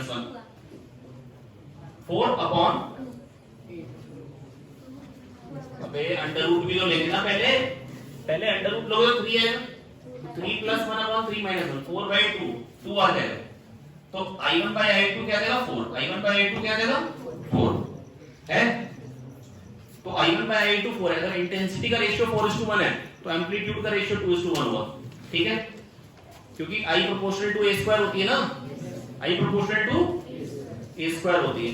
हाँ ना बोले? इसके बाद क्वेश्चन नंबर 21 22 बेटा देखो मेरी बात सुनो, 21 वाले क्वेश्चन में एक जगह वेलोसिटी दे रखी है, एक जगह दे रखी है, दूसरी जगह पूछ रखी है, जहां एरिया डबल है वहां पूछ रखी है। एक जगह 8 मीटर पर सेकंड, दूसरी जगह क्या होगी? जहां पे एरिया डबल है हाफ होगी 4 मीटर पर सेकंड। अरे क्या जो आ गया? और जो सी के जो राइट वाला पाइप है उसमें हर जगह प्रेशर सेम होगा क्योंकि P + ½ ρ V² कांस्टेंट होगा। क्या ये समझ सकते हो? Potential energy through out same है, हॉरिजॉन्टल फ्लो है, तो P + ½ ρ V² कांस्टेंट है, जहां पर वेलोसिटी कांस्टेंट होगी वहां पे प्रेशर भी कांस्टेंट होगा। तो पूरे राइट पाइप में प्रेशर क्या होगा? Atmospheric pressure. पूरे राइट पाइप में प्रेशर क्या होगा? Atmospheric pressure. अब बात करते हैं लेफ्ट पाइप की। लेफ्ट पाइप में वेलोसिटी होगी हाफ और प्रेशर निकालना हो तो P + ½ ρ V² कांस्टेंट करके निकाल लेंगे। मैं करूं? निकाल लूंगा मैं करूं? मैं बस आपसे ये कहना चाह रहा हूं प्यारे बच्चों, यहां मोटा पाइप है ना, ये तमाशा किया, और फिर यहां पतला पाइप है, और यहां भाई जो भी लिक्विड फ्लो कर रहा है, मैं आपसे बस इतना कहना चाह रहा हूं बेटा, अगर ये लिक्विड ऐसे फ्लो करके गिर जा रहा है, यहां पे अगर एटमॉस्फेरिक प्रेशर P है तो इस पूरे जहां तक बेटा एरिया कांस्टेंट है हर जगह P ही होगा, क्योंकि P + ½ ρ V² कांस्टेंट है, वेलोसिटी वही है तो प्रेशर भी वही होगा। अब यहाँ मोटा पाइप आ गया, मोटा पाइप आ गया तो यहाँ वेलोसिटी जो होगी वो हाफ हो जाएगी, उसकी डबल एरिया तो वेलोसिटी हाफ हो जाएगी। तो प्रेशर कैसे निकालेंगे? P + ½ ρ V² कांस्टेंट करके निकालेंगे। जो P + ½ ρ V² atmospheric pressure given है, इधर की वेलोसिटी गिवन है, इधर की वेलोसिटी पता लग गई, प्रेशर एक ही अननोन है, एक अननोन तो कर ही लेंगे ना सॉल्व कर। और अब समझ लो वेलोसिटी कम है तो प्रेशर ज्यादा ही आएगा, पहली बात है ना। अब अगर कह देते दो ऑप्शन सही है ही है तो फिर हम बात करें, वन ऑप्शन करेक्ट हो तो फटाक से टिक कर देता ना, अरे कह दो आ गया, लेकिन दो ऑप्शन भी करेक्ट हो सकते हैं ना। समझ रहे हो मेरी बात? कितने लोग चाहते हैं सॉल्व कर दूं, कैलकुलेशन कर दूं तो आनंद आ जाएगा, बिल्कुल निशान मन कर रहा है, सलीम तुम्हारा मन कर रहा है मैं सॉल्व कर दूं, कैलकुलेट कर दूं, शर्म नहीं आ रही थोड़ी सी? बताओ यार।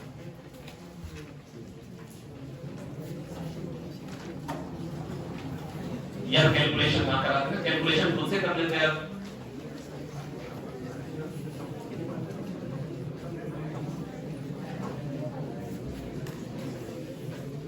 हाँ, ये मोटा पाइप है, इसका एरिया 12 सेंटीमीटर स्क्वायर है मेरे दोस्त।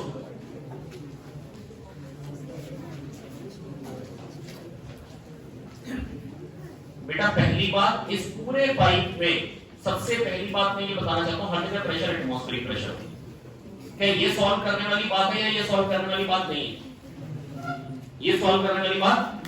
यहां एरिया डबल है, तो अगर यहां जो वेलोसिटी दी है यहां पर v/2 होगी, क्या ये सॉल्व करने वाली बात है? Area into velocity flow rate होता है जो कि कांस्टेंट होगा। एरिया डबल हो गया तो वेलोसिटी हाफ हो जाएगी। ये समझ में आ गई बात? अब यहां पर प्रेशर क्या है? Pa, जो क्वेश्चन में गिवन है, हाफ रो v स्क्वायर, इधर काइनेटिक एनर्जी, क्योंकि पोटेंशियल की 1 से 0 मानी। यहां पे प्रेशर निकालना है, kinetic energy half rho v/2 square. बस बेटा ये प्रेशर कैलकुलेट कर, क्या देगा? Pa की वैल्यू क्या गिवन है? 1.01 into 10 की power 5 plus half rho v square, half rho v square common 1 minus 1/4 3/4, half rho v square into 3/4, 1.01 into 10 की पावर 5 प्लस हाफ रो कितना जाता है? 1.36 into 10 की पावर 4, v कितना जाता है? v कितना जाता है? 8 स्क्वायर 64 का 3/4, 4 2 का 8, 8 8 का 64, 8 आ गया। ये 8 3 का 24 बन गया, 24 into 1.36 करना, 24 into 1.36, 24 into 6 कितना आ जाएगा बेटा? 144, 4 आया, 14 गया, 24 3 का 72 और 14 86, 6 आया, 8 गया, 24 1 24 और 8 32.64, मतलब 3.264 into 10 की पावर 5 प्लस 1.01 कर लोगे बेटा? बेटा आपको ये करवाना नहीं चाहिए था, कैलकुलेट करा के आपको क्या मिला फिर से? अरे क्या तो आ गया, बढ़ो आगे। हाँ, अगला 23 24 वाला क्वेश्चन है, ध्यान देंगे। 23 और 24 वाला क्वेश्चन है, ये फिर से कॉम्प्रिहेंशन आ रहा है। 23 24 वाला, इसमें कहा गया कोई भी रिएक्शन तब होगी, कह रहे फिजन तब होगा जब प्रोडक्ट का मास कम हो, और फ्यूजन तब होगा जब भी प्रोडक्ट का मास कम हो। अरे हाँ ना बोले?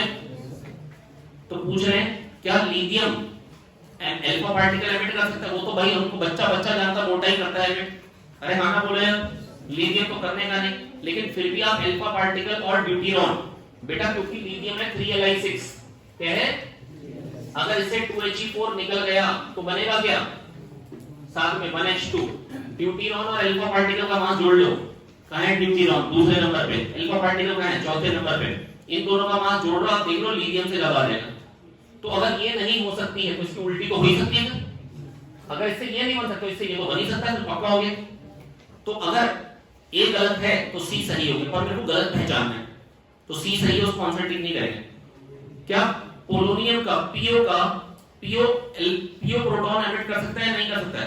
पीओ अगर प्रोटॉन एमिट करेगा तो क्या बनेगा? एक प्रोटॉन नंबर और मास नंबर दोनों को 1 से कम करो, बिस्मथ बनेगा 83 वाला बनेगा बिस्मथ। अरे क्या तो आ गया? हाँ ना बोले? तो बेटा आप PO gives proton plus bismuth, आप इन दोनों का मास निकालेंगे, देखेंगे इससे ज्यादा आ जाएगा। अरे कॉम्प्रिहेंशन में लिख के दिया भाई कि प्रोडक्ट का मास जब कम होगा तभी रिएक्शन होगी, तभी वो लगातार एनर्जी देता जाएगा, अगली रिएक्शन अपने आप से स्टार्ट होती जाएगी। तो इसका मास जब कम होगा तभी रिएक्शन हो पाएगी, पर इसका मास इससे ज्यादा नहीं हो पाएगी। कह रहे जिंक और सिलेनियम कंबाइन कर सकते हैं, 30 और 34 मिलके तो हमने 64 वाला कौन सा है? जीडी। कौन सा है? जीडी वाला। अब देख लो बेटा, इसमें जीडी का मास देख लो ज्यादा है या जिंक और सिलेनियम का मिला के ज्यादा है? तो जिंक सिलेनियम का मिला के आपको जो मिलेगा मास वो ज्यादा मिल जा रहा है, दैट इज ये भी नहीं हो पाएगी। हाँ ना बोले? तो 3 जो है वो स्टेटमेंट गलत है, ये बीडी। अगला, अगर कह रहे हैं पोलोनियम PO210 अगर अल्फा पार्टिकल एमिट करेगा तो अल्फा पार्टिकल की काइनेटिक एनर्जी क्या होगी?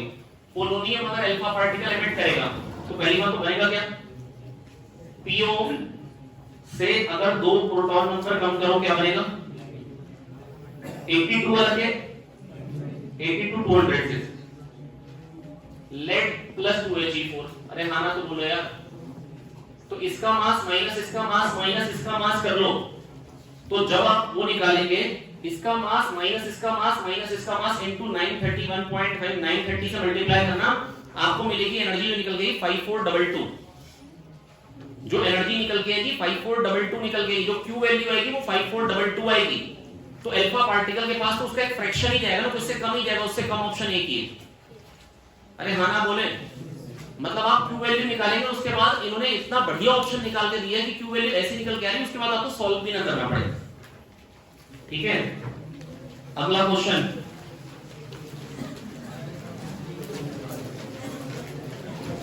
और 26 वाला क्वेश्चन देखें। इसमें क्या कहता है, जैसे जैसे टाइम बीतेगा, बेटा छेद कर रखा है H/4 पे, टाइम बीतेगा तो रेंज कम होती जाएगी। क्या ये बात सोच सकते हो नहीं सोच सकते हो? अरे हाँ ना तो बोल दो यार, क्योंकि टाइम बीतेगा तो पानी का लेवल कम हो जाएगा, और टाइम बीतेगा तो पानी का लेवल कम होगा, पानी का लेवल कम हो तो पहले दूर तक पानी जाएगा, फिर हल्के आने लग जाएगा। अरे बोलो आया कि नहीं आया? कह दो आगे। पर जो टाइम ऑफ फ्लाइट होगा वो तो सेम ही होगा, क्योंकि वो तो √2h/3 होता है, उतनी ही हाइट से पानी गिर रहा है। हाँ इधर देखना ना बेटा, जो टाइम ऑफ फ्लाइट होता है तो √2h/3 होगा, तो उतनी हाइट से पानी गिर, तो टाइम ऑफ फ्लाइट टाइम के साथ साथ नहीं बदलेगा। कह दो आगे, बस बदलेगा क्या, रेंज। कह दो आगे। अब कह रहे कितनी देर में खाली हो जाएगा, मतलब पानी आना बंद हो जाएगा। बता वही बात में, वैसे जब y तक भरा हुआ है, जब कहां तक भरा हुआ है y तक, तो वेलोसिटी कितने से बाहर आ रहा होगा, √2g into a1 v1 equal to a2 v2, और v2 क्या लिखेंगे माइनस dy/dt। हाँ ना तो बोलो। अब dy upon √y is equal to a/a into √2g dt। जब टाइम 0 था तो y की वैल्यू 3h/4 थी, क्योंकि 3h टोटल हाइट है ना, h/4 पे तो शेयर कर रखा है ना। तो जब टाइम t हुआ तो y की वैल्यू 0, बस वही टाइम निकाल कह दो आगे, बड़े आराम से निकाल लेंगे, है ना। चलिए बाकी क्वेश्चन कर लो।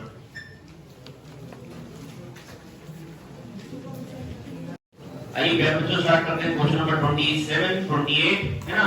तो बेटा 27 और 28 बेटा देखो क्या कह रहे हैं, 27 28 प्यारे बच्चों इनको कह रहे हैं कि x से y बन रहा है, y से z बन रहा है, और nx ny में एक रिलेशन दे रखा है, c1 की वैल्यू पूछ रखी है, x से y बन रहा है, y से z बन रहा है, और दोनों की हाफ लाइफ गिवन है ना। x से y और y से z, अगर खाली y होगा और z बनेगा तो हाफ लाइफ रखी इसकी 1r, और इसकी हाफ लाइफ रखी बेटा 2r। तो अगर मैं लैम्डा की बात करूं तो ln 2/t हाफ लैम्डा होगा, ये बात मालूम है, तो इसका ln 2/1 तो ln 2 ही हो जाएगा। ठीक है, अब जो रिलेशन दे रखा है पहले उसको लिख देता हूं, और c1 की वैल्यू कैसे निकालेंगे आइए देखते हैं। एक तो c1 की वैल्यू पूछी और ny as a function of time पूछे, तो इक्वेशन दे रखी है। यहां पर ऐसा नहीं कि आपको डिराइव करके निकालने की जरूरत है, हालांकि मैंने आपको बता रखा है ny as a function of time कैसे निकालते हैं, पर मेहनत क्यों करी जाए जब इन्होंने पूरी इक्वेशन मेरे को दे रखी है। Lambda x nx plus ny plus c1 e की power minus lambda by t plus c1 e की power minus lambda by t। अब बेटा मेरी बात बहुत ध्यान से सुने, मेरे को ये कहा गया है कि ये बताइए कि c1 की वैल्यू, तो बेटा t इक्वल टू 0 पे ना कह रहे हैं x और y के नंबर ऑफ न्यूक्लियई इतने प्रेजेंट है ताकि दोनों की एक्टिविटी a0 है। t इक्वल टू 0 पे दोनों की एक्टिविटी क्या है, तो at t equal to 0 equation क्या हो जाएगी, at t इक्वल टू 0 क्या हो जाएगी इक्वेशन, इसकी एक्टिविटी तो a0 है, ये एक्टिविटी तो लैम्डा x nx ये भी a0, lambda x ny, lambda x ये चीज, और लैम्डा y ये चीज। क्या आप ये बात सोच पा रहे हो कि लैम्डा x जो है lambda y by 2, lambda x को जब ny के साथ लिखे तो लैम्डा y बाय 2 लिखो चलेगा। अरे हाँ ना बोलो यार। और एन वाई। अब टी इक्वल टू 0 पे लैम्डा बाय एन वाई क्या देगा, वाई की एक्टिविटी मतलब ए नॉट, और C1 e की पावर 0 क्या देगा, तो ये भी a not by two a not करके तो C1 की वैल्यू होगी माइनस a नॉट बाय, तो बहुत ही प्यारा से। अरे हाँ ना तो बोलो यार, बहुत ही आराम से। अब C1 पता लग गया तो y के number of nuclear function of time निकाल लेंगे, आइए वो भी निकाल सकते हैं। तो lambda by N Y, lambda by के ln 2 by ln 2e N Y मेरे को निकालना है, चलो थोड़ी देर में आ जाएगा अपने आप। लैम्डा x n x ये हो गई t, अब मेरे को t टाइम, अब मैं इसी इक्वेशन को t टाइम पे देखो, at time t, at t, ठीक है। तो लैम्डा y वो क्या ln 2 n y, lambda x n x वो है t टाइम बार एक्टिविटी, t टाइम बार एक्टिविटी क्या है, a नॉट e की पावर माइनस लैम्डा t, याद आ गया, a equal to a not e की पावर माइनस लैम्डा t, याद आ गया, हाँ ना बोले, पक्का याद आ गया। तो ln 2 ny, ln 2 ny, क्या ये बात समझ में आ गई, पक्का आ गई है, इसमें कोई दिक्कत, अरे हाँ तो बोल दो यार, ठीक है। ये आ गई बेटा t टाइम पे है ना, इसकी वैल्यू इस चीज, और a equal to a not e की पावर माइनस लैम्डा t, याद है, याद है भैया, नहीं याद है, n equal to a not e की power minus lambda t, lambda से मल्टीप्लाई कर दो, अच्छा e की पावर माइनस लैम्डा t को 2 की power minus t by t half लिख सकते हैं, याद है या नहीं याद है, कैसे, इसको लिखते थे ln 2 by t half, ln 2 by t half, और फिर इसको ऊपर पावर में ले जाते हो, a नॉट e की पावर ln 2 की power minus t by t half, क्या बात समझ में आ गई, और e की पावर ln समथिंग तो समथिंग जो रहेगा क्या आ गया, a की power log of x to the base x होता है, तो ये मैं इसको मैं 2 की पावर में क्यों लिख रहा हूं, क्योंकि आंसर 2 की पावर में गिवन, तो 2 की power minus t by t half, और t हाफ कितना है, 2x। अब लैम्डा x n y, और लैम्डा x को तो लैम्डा y बाय 2 कह देंगे, चलिए तो लैम्डा x की वैल्यू ln 2 बाय 2 लिख दी, ln 2 बाय 2 ny, और C1 की वैल्यू तो मैंने निकाल ली थी कितनी, minus a not by 2, e की power minus lambda by t को e की पावर माइनस लैम्डा t को 2 की power minus t by t half बन जाता है, और लैम्डा y तो इसकी हाफ में क्या बेटा 1, 2 की पावर माइनस t बाय 1 खत्म। अब ny a की अनोन निकालो, किसमें से मैं निकालूं, निकाल देंगे पक्का, कोई दिक्कत दोस्तों, ny की वैल्यू क्या निकल के आ रही,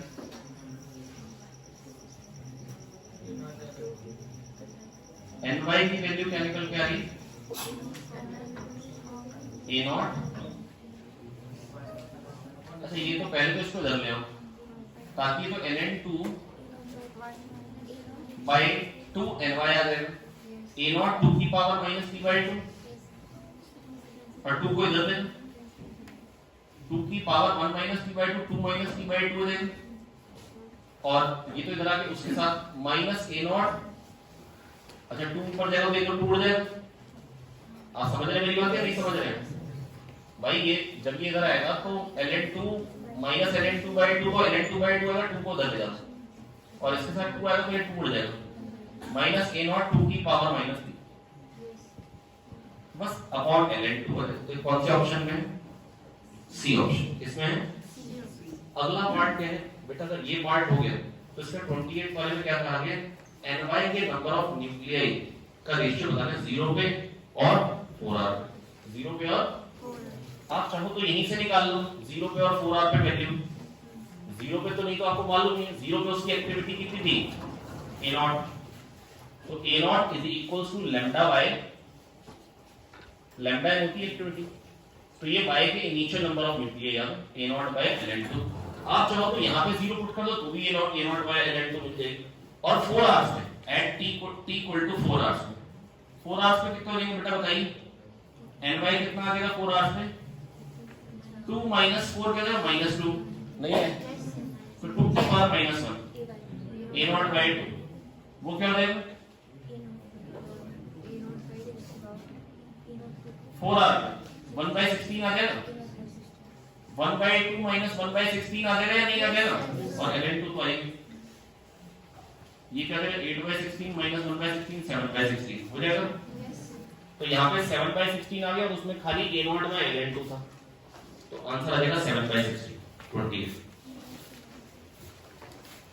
नहीं समझ में यार, इसमें वैल्यू तो पुट करनी है यार। अगर ny as a function of time निकाल भी है तो ny at 4 hours and ny at 0 time, initial number of nuclei of y और 4 घंटे बाद के उसका रेशियो तो लेना तभी लोग है हो जाएगा भाई। अरे मेरे दोस्त 7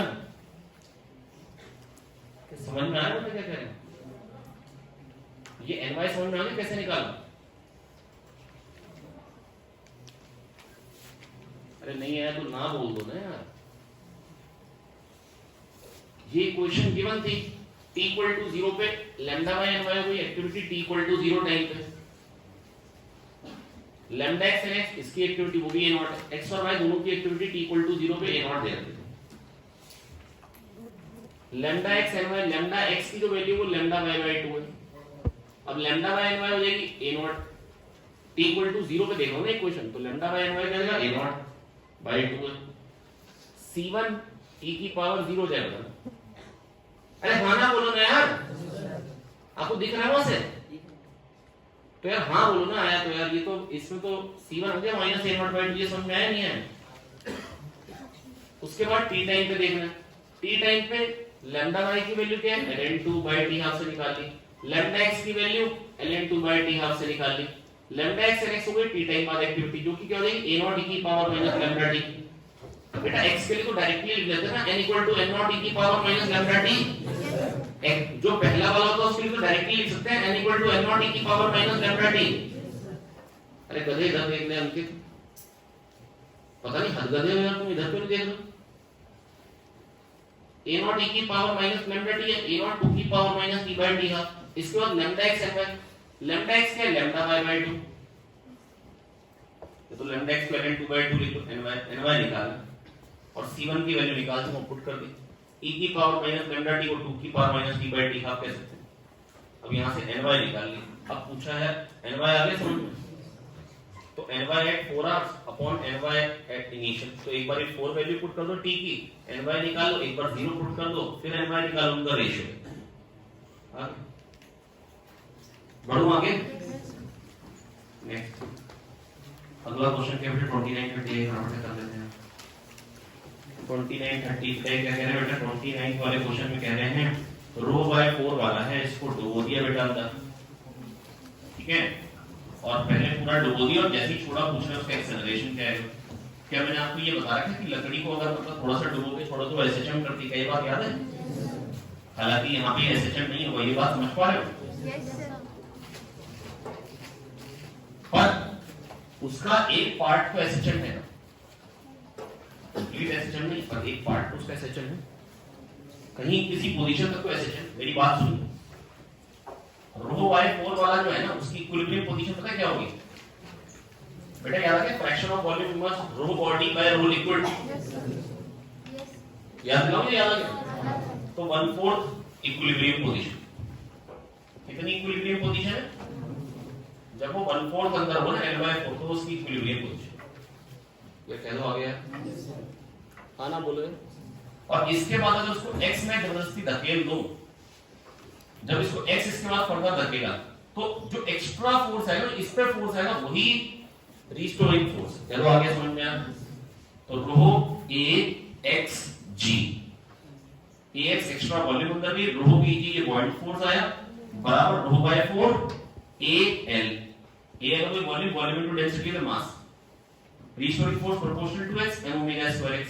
x x को काटेंगे, रो को काटेंगे, a को काटेंगे, ओमेगा निकालेंगे 2√g बाय ये ओमेगा। अगर मेरे को अब मेरे को पता है ये एसएचएम तो तभी होगा जब मैं इसको L/4 से कम धकेलूं, क्योंकि उतने ऊपर भी आए। हाँ ना बोलो? नहीं तो क्या होगा? अगर आप ज्यादा धकेल दोगे तो वहां तक कब तक एसएचएम रहेगा? जब तक ये पानी में, उसके बाद तो ये मतलब मोशन अंडर ग्रेविटी हो जाएगा। मोशन अंडर, जब वो पूरा बाहर आ जाएगा उछल। अब यहाँ पे क्या है बेटा? ये तो बकवास पूछ रहे हैं, कह रहे हैं कि एक्सेलरेशन बताओ कितना होगा जब उसको 3L/4 अंदर धकेल दिया। यहां से, तो या तो आप कह सकते हो ओमेगा स्क्वायर एक्स से निकालो, अगर आपको एसएचएम याद हो तो आप ओमेगा स्क्वायर एक्स ही बोल सकते हो एक्सेलरेशन। ओमेगा स्क्वायर का जो 4g/l और अंदर कितना लेके जाए इक्विलिब्रियम के बाद 3l/l, खत्म, 3g आ गया। पर अगर आपको लगे नहीं है ना, हमको एसएचएम इतना अच्छे से याद नहीं है, ओमेगा स्क्वायर एक्स पता नहीं क्या यूज कर रहे हैं, तो आप ऐसे रो ए एल जी, रो इसकी डेंसिटी रो बाय 4, तो रो भी जी 0.4, तो इधर कंप्लीटली एल अंदर आ गया। अरे हाँ ना बोलो यार, और रो बाय 4 ए एल जी, ये क्या हो गया 3/4 रो ए एल जी, ये आ गया नेट फोर्स। नेट फोर्स क्या था, mass into acceleration, rho by 4 A L, A L हो गई वॉल्यूम, वॉल्यूम इनटू डेंसिटी हो गया इसका मास, मास इनटू एक्सेलरेशन, ये बताना था। तो रो ए एल बाय 4 कर देगा, रो ए एल बाय 4 कर देगा, एक्सेलरेशन क्या आएगा 3। तो अगर आपको ऐसे अच्छा लगे तो आप ऐसे कर लीजिए। Next, speed of cylinder when it reaches it's equilibrium position. Work energy theorem लगाओ या थोड़ा सा एसएचएम से देखना चाहो। यहां से जब वो यहां पे आएगा 3l/4 ऊपर है तो वेलोसिटी क्या हो जाएगी बेटा, ये अभी एक्सट्रीम था, मीन पोजीशन पे वेलोसिटी पूछ रहे हैं a ओमेगा, क्या ये यूज करने दोगे या नहीं? 3l/4 इनटू ओमेगा, और ओमेगा ये 2√g/l, क्या ये यूज कर सकता हूं? फिर पूछ रहे हैं यहां तक आने में टाइम कितना लगेगा, पूरे एसएचएम का 1/4 टाइम, पूरे एसएचएम का 1/4, तो ये जो ओमेगा है इसको 2π/t कर दीजिए, t/4 आंसर हो, क्योंकि एक्सट्रीम पोजीशन से खाली मेन पोजीशन तक के टाइम की बात, तो 2 कट जाए π/10/, तो 1/4 टाइम क्या हो जाएगा बताओ, π/4/10/, सी ऑप्शन। ये तो आगे समझ में आगे, अरे हाँ ना बोलो यार। क्वेश्चन नंबर 31, क्वेश्चन नंबर 31 क्या कह रहे हैं कि अब यहाँ पर जो n है, n दे रखा है, n जो है वो थिकनेस के साथ साथ वेरी कर रहा है, n जो है वो थिकनेस के साथ साथ वेरी कर रहा है ना, तो अब कोई दिक्कत की बात नहीं, तो n अगर लीनियर फंक्शन है, तो जो हम कहते थे बेटा वो t के बदले एयर में म्यू t है, तो अब ये t को बहुत सारे dt में काटना पड़ेगा, तो या तो म्यू dt का इंटीग्रेशन कर लो, नहीं तो बेटा लीनियर फंक्शन है, एवरेज ले सकते हो, 1 से 3 वेरी कर रहा है n3 की वैल्यू, तो 1 से 3 का एवरेज क्या आ गया 2, तो आप ये मान सकते हैं n3 वाला 2 रिफ्रैक्टिव इंडेक्स की स्लैब, n3 वाली जो स्लैब है वो 2 रिफ्रैक्टिव इंडेक्स की। समझ में आया नहीं है? एक बार ऐसा करके क्वेश्चन फटाफट से रीड कर लेते हैं, फटाफट से दोस्त पढ़ो। In YDSC arrangement as shown in the figure, fringes are seen on screen using monochromatic source S having wavelength 3000 angstrom in air. S1 and S2 are two slits separated by d is equal to 1 mm and capital D 1 meter. Left of slits S1 and S2, medium of refractive index N1 is equal to 2 is present, and to the right of S1 and S2, medium of refractive index 3/2 is present. A thin slab of thickness T is placed in front of S1. The refractive index of N3 of the slab varies with distance from its starting phase as shown in the figure. ठीक, अब कह रहे हैं fringe width भी चाहिए, वो तो lambda d/d आती, लेकिन लैम्डा तो एयर में है, यहाँ पर जो मीडियम है बाई की बजाय वो तो 3/2 है, तो यहाँ पर वेवलेंथ क्या हो जाएगी, या तो लैम्डा d/d कर दूं चलेगा, तो 3000 एंगस्ट्रॉम इनटू 10 की पावर -10, कैपिटल D कितना है 1, स्मॉल d कितना है 1 मिलीमीटर, 10 की पावर -3, लैम्डा d/d अपॉन म्यू करना है 3/2, चलो आगे 3 कट जाएगा, और ये क्या बन जाएगा, ये बन गया, ये 3 0 जाएंगे, -7 -4, तो 2 into 10 की पावर -4 मतलब 0.2 मिलीमीटर, तो फ्रिंज विड्थ आ गई 0.2 मिलीमीटर। लैम्डा d/d होता है, lambda capital D by small d होता है, लैम्डा दे रखा था, अब बेटा यहाँ पर म्यू 3/2, तो lambda d by mu d हो गया। अरे हाँ ना बोलो यार, बड़ा सिंपल कैलकुलेशन है, lambda d by mu d से कर ली, lambda d by mu d से कर ली। अरे बोलो आया कि नहीं आया, हाँ ना बोलो ना, तो lambda capital D by mu d से आपने बड़े आराम से कैलकुलेशन कर ली, क्या तो आगे समझ में आया, हाँ ना बोलो नीलाद्री। इसके बाद fringe width in order to get centre of maxima at the centre of screen, thickness of slab required is, central maxima centre पे चाहिए, अभी यहाँ पे है याला, ये सोर्स जो है यहाँ पे, और ये भी 1 मीटर पे,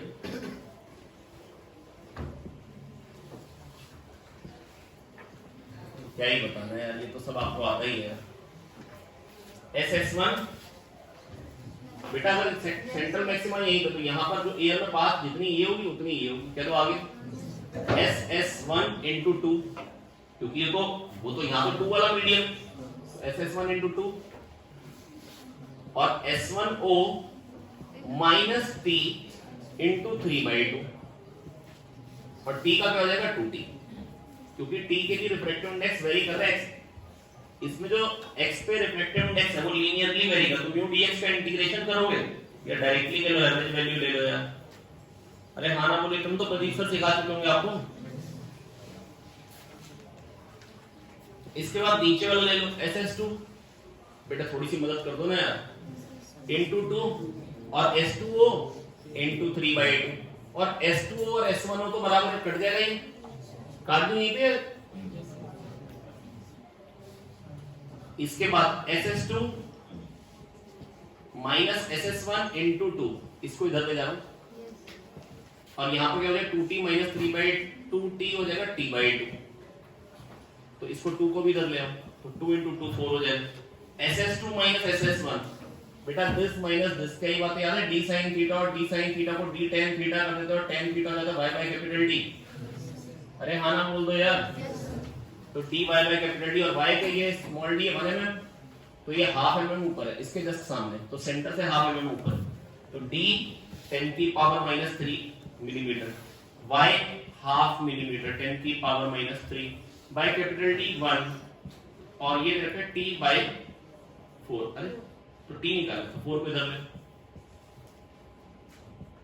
समझ गए आप मेरी बात? नहीं समझ गए? 4 आएगा तो 2 का 4 हो जाएगा ना यार, तो यहाँ बन के जाएगा 2 माइक्रोमीटर, क्या बन जाएगा 2 माइक्रोमीटर। तो 2 माइक्रोमीटर कितने से तो सेंटर मैक्सिमा सेंटर पे होगा, अगले वाले में कह रहे थे 1 माइक्रोमीटर होगी तो सेंटर मैक्सिमा कहाँ चला जाए, अगर 1 माइक्रोमीटर होगी तो सेंट्रल मैक्सिमा कहाँ चला जाएगा। अब देखो बेटा ये इन्होंने मतलब ये इन्होंने नई चीज पूछी, इन्होंने म्यू को x के साथ साथ वेरी करा है ना। अगर ऑप्टिक्स अगर हमने पढ़ाया होता ना मतलब ज्योमेट्रिक ऑप्टिक्स, तो वहां पर हम ऐसी बातें जरूर कर लेते, लेकिन ऑप्टिक्स हमने नहीं पढ़ाया भैया, मतलब ज्यादातर बच्चे पढ़ के भी मतलब सर नहीं पढ़ा रहा तो भी कोई दिक्कत नहीं।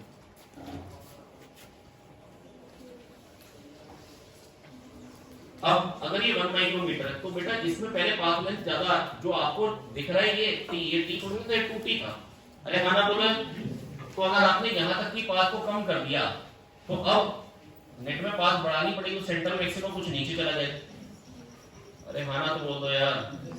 तो इसका मतलब ये बिल्कुल पक्का श्योर हो चुका है कि जो सेंट्रल मैक्सिमा का y कोऑर्डिनेट आएगा वो नेगेटिव तो आएगा ही है, अरे हाँ ना बोलो y कोऑर्डिनेट है तो नेगेटिव तो आएगा ही है, तो या तो b ऑप्शन होगा या तो d ऑप्शन होगा, या तो b होगा या तो d होगा। आइए कर SS2 उधर वाला 2 है, SS2 into 2 plus S2C into 3/2, इधर वाला 3/2 है, याद आ गया।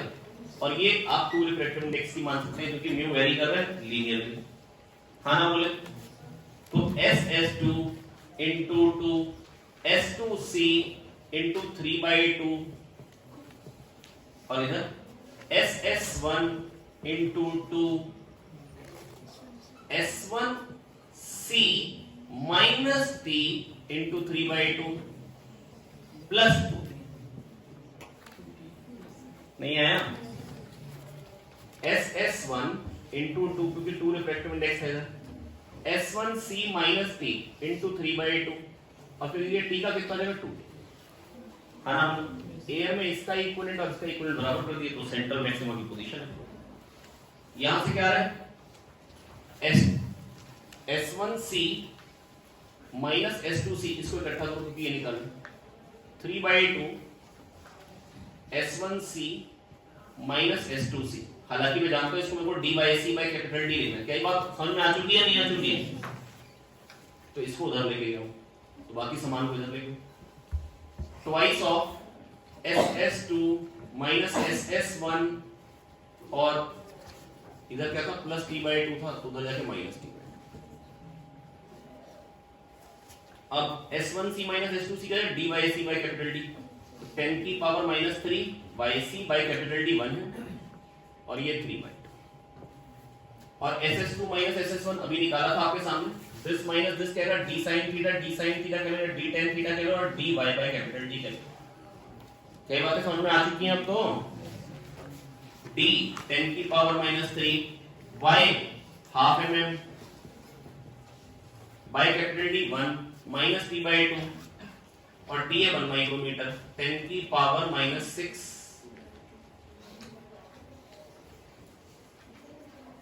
बाय 2 कह दो आगे है ना। अब बेटा यहां से बनेगा कि 10 की पावर -6 उड़ा दो तो यहां 10 की पावर 3 आ जाएगा, हाँ ना बोले, ठीक है, तो यहां 1000 आ जाएगा।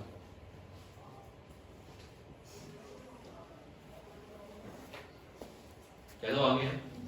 तो अब यहां पर बेटा क्या मिल जाएगा आपको, ये तो 1 माइनस हाफ होंगे, टूट जाए 1/3 मिलीमीटर, 1/3 मिलीमीटर, बड़ी सिंपल कैलकुलेशन। यूज केवल और केवल वही बात हुई है कि जो पाथ डिफरेंस होता है वो d sin थीटा या d tan थीटा और फिर tan थीटा को y बाय कैपिटल D। अगले वाले में कह रहे हैं, अगले क्वेश्चन में गोल्ड से बन रहा है Hg, कभी बीटा 1 टाइप की डिक्योरी, कभी बीटा 2, मतलब एक बार एक्साइटेड स्टेट में बन रहा है ना, जहां पर सेकंड एक्साइटेड स्टेट में बन रहा है जिसकी एक्साइटेशन एनर्जी 1 MeV, क्योंकि -2 से -1 पे आने का मतलब है 1 MeV एनर्जी होगी। अरे कह दो आगे, -2 तो ग्राउंड स्टेट की है ना, तो -1 पे जाने के लिए 1 MeV एनर्जी चाहिए, और बीटा 2 जो बन रहा है वो 0.4 MeV एक्स्ट्रा एनर्जी के साथ बन रहा है। मतलब जो Q एनर्जी बटनी होती है बेटा, जो Q वैल्यू होती है वो बटनी किसमें होती है, बीटा डीके में, बीटा पार्टिकल में, न्यूट्रिनो या एंटी न्यूट्रिनो जो भी निकल रहा है उसमें, और डॉटर न्यूक्लियन। और ज्यादा किसके पास एनर्जी आती है, हल्के के पास, है ना, दैट इज बीटा पार्टिकल। और न्यूट्रिनो या एंटी न्यूट्रिनो में आप कह सकते हो टोटल एनर्जी बढ़ रही है, और मैक्सिमम एनर्जी जो मिलती है बेटा वो क्या मिलती है, दोनों को Q मिलती है, दोनों को क्या मिलती है, ये जो भी एनर्जी रिलीज हुई। कई बार क्या था, मैंने ग्राफ बनवाया था, मैंने आपको कहा था कि Q तक जा रहा है, एक्चुअली Q से हल्की सी कम, लेकिन अब Q -0.00 शाम तक 0 और फिर 1 को तुम Q ही करेंगे, लिमिटिंग वैल्यू। तो मैक्सिमम वैल्यू जो बीटा पार्टिकल के पास होती है, एंटी न्यूट्रिनो के पास होती है, वो क्या होती है, जो भी एनर्जी रिलीज होती है बेटा, बीटा पार्टिकल के पास जो मैक्सिमम काइनेटिक एनर्जी होगी, या न्यूट्रिनो या एंटी न्यूट्रिनो के पास जो मैक्सिमम एनर्जी होगी बेटा, वो क्या होती है, Q वैल्यू। या जो भी, अगर मान लो अगर कुछ उसने एनर्जी एब्जॉर्ब कर ली, जो भी एनर्जी रिलीज हुई वो बीटा पार्टिकल या एंटी न्यूट्रिनो के पास मैक्सिमम एनर्जी होती है। अगर आपको याद हो मैंने ग्राफ बनाया था,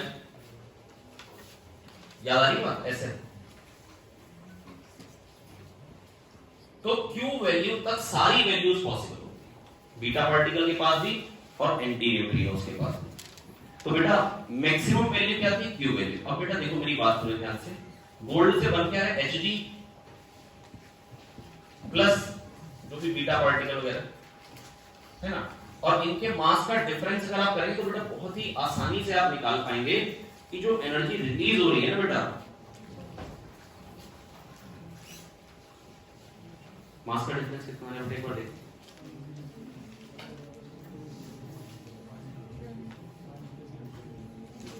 कितना है, 0.96 आ रहा है, इसमें भी 6 आ रहा है, 8262 0.002 आ रहा है। ये मास इतना मास एनर्जी में कन्वर्ट हो इनटू 930 करना, तो ये क्या बन जाएगा बेटा, 1.86 बन जाएगा। तो इतनी अगर एनर्जी रिलीज होगी, अगर मान लो बीटा 1 की बात करो, कह रहे maximum kinetic energy of beta 2 particle, तो बेटा देखो इतनी रिलीज होनी थी, लेकिन बीटा 2 वाले केस में वो 0.4 तो उसके पास रहेगी, न्यूक्लियस के पास, न्यूक्लियस एक्साइटेड स्टेट में, तो रिलीज कितनी होगी 1.46, तो मैक्सिमम एनर्जी मिलेगी 1.46 बीटा 2 के लिए। और बीटा 1 के लिए मैक्सिमम एनर्जी क्या आएगी, बीटा 1 वाले केस में वो 1 MeV एनर्जी लेके बैठा हुआ है न्यूक्लियस, तो 1 लेके बैठा तो 0.86 मैक्सिमम काइनेटिक एनर्जी आएगी। अब फिर पूछ रहे हैं कि दोनों तीनों के लैम्डा में से कौन सा बड़ा है। अब बेटा ये तो आंखें बंद करके भी देख लोगे कि सबसे बड़ी वेवलेंथ जो आएगी वो गामा 2 की आएगी और सबसे छोटी वेवलेंथ गामा 1 की आएगी, दिख रही है ना। तो अगला क्वेश्चन, ये तो बहुत ही बेकार है, कह रहे हैं in fourth transition, in sixth transition is a Barmer series photon absorb. Sixth में कह रहे हैं बार्मर सीरीज वाला एब्जॉर्ब, हाँ 2 से 3 पे गया, तो बामर सीरीज वाला फोटोन एब्जॉर्ब होगा तो 2 से ऊपर ले जा पाएगा, और अगर 2 पे आएगा तो बामर सीरीज वाला रिलीज होता है फोटोन। अगर 2 से ऊपर जाएगा तो बामर सीरीज वाला फोटोन लेके जाएगा, और 2 पे आएगा तो बामर सीरीज वाला एमिट करके आएगा। In 3 transition is a Balmer series photon absorbed. बकवास करे question. The wavelength of radiation involved in 2 is, मतलब अब देखो C और D ऑप्शन दोनों एक ही हैं। 2 में जो बेटा वेवलेंथ निकलेगी 2 वाली क्या थी, विजिबल लाइट, क्योंकि तो बेटा C वाला ऑप्शन तो हो ही नहीं सकता 400-700 नैनोमीटर। अरे कह दो आगे है, तो या तो 487 ही हो सकता है अगर दोनों में से एक सही है, लेकिन बेटा ये more than one option correct और एक ऑप्शन करेक्ट आ चुका है, तो हो सकता है डी भी सही ना हो सकता है डी भी सही। तो बेटा कैसे सोचेंगे डी सही है नहीं, तो बेटा मैं आपको याद दिलाता हूं पहले वाले लेवल की एनर्जी की -13.6, -3.4, -1.55 और -0.85, और इन दोनों में जो डिफरेंस आ रहा है वो कितना हो गया 2.55। कितना आ गया 2.55। तो एनर्जी रिलीज कितनी हुई hc/λ 1240 बाय लैम्डा एंगस्ट्रॉम क्या नैनोमीटर, तो 1240 बाय लैम्डा कर लेंगे। तो यहां से लैम्डा कितना आ जाएगा, अगर मैं थोड़ा सा एप्रोक्सीमेशन ले लूं 2.55 को 2.5 ले लूं, मैं जानता हूं मैं थोड़ा सा गड़बड़ कर रहा हूं, तो मैंने डिनोमिनेटर को थोड़ा सा कम कर दिया, तो वैल्यू थोड़ी सी ज्यादा। अब इसको इनटू 4 कर दो ऊपर, तो ये बन गया 10 बन गया, तो इससे कैंसिल हो जाएगा 0 से, और 124 का वोल्टेज 100 into 4 हो गया 400, 496। तो 496 से थोड़ा सा कम आंसर आएगा एक्चुअल। क्या तो आगे नहीं है, हाँ सही बात है, 496 से थोड़ा सा कम है, 487 सही है। अरे हाँ ना बोलो, अगर आपको लगे नहीं हम ऐसे नहीं करना चाहते है ना, तो आप फिर मतलब एग्जैक्ट कैलकुलेशन में भी जा सकते हैं, ऐसी कोई बड़ी बात नहीं। 1240 2.55 को लिखो 2.5 प्लस 0.05, ठीक है, और इसको 2.5 से ऊपर नीचे मल्टीप्लाई, आप एग्जैक्ट कैलकुलेशन पे चलिए।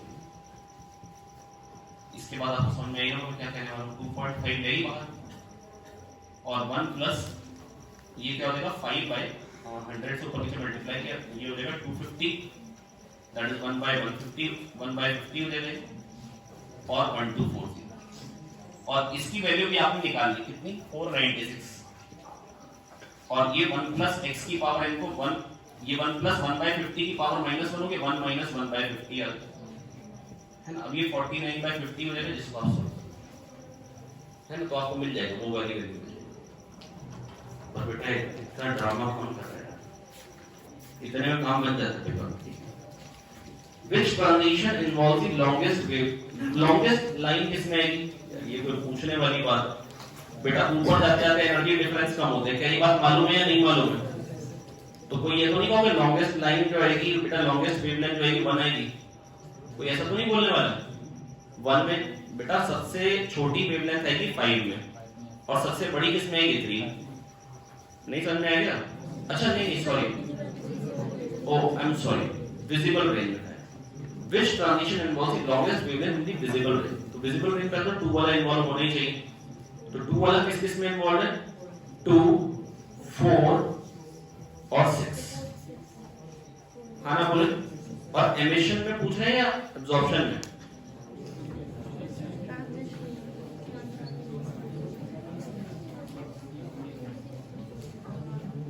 तो एमिशन हो रहा है तो फिर तो 4th वाली है, और एब्जॉर्प्शन हो रहा है तो 6th वाली है। इन्वॉल्व क्या है एमिशन एब्जॉर्प्शन की बात है, तो सी और डी दोनों करेक्ट है, करेक्ट है। नेक्स्ट इसके बाद बेटे ये इंटेंसिटी का ग्राफ दे रखा है, किसका ग्राफ दे रखा है? इंटेंसिटी का ग्राफ दे रखा है, ठीक है। और कह रखे हैं कि स्मॉल डी की जो वैल्यू बेटा वो कितनी दे रखी है बताइएगा। स्मॉल डी की वैल्यू कितनी दे रखी है 1 mm, और लैम्डा कितना देगा 400 नैनोमीटर, ठीक है। अब हमको कह रहे हैं कि स्मॉल डी को अगर हम हाफ कर दें तो बेटा जो ग्राफ अभी बना हुआ है 2 पे मिनिमा आ रहा है, 6 पे मिनिमा आ रहा है, 10 पे आ रहा है। यार ये मान लेना कि ये मिनिमा ही है, वो बाई चांस थोड़ा गलत जगह बन गया। और ये 4 है, और ये क्या है 8 है और ये 0। अब बेटा अगर d को हाफ कर दूं तो फिर डबल हो जाएगी, तो ग्राफ ये हो जाएगा, मिनिमा यहां पे आ जाएगा।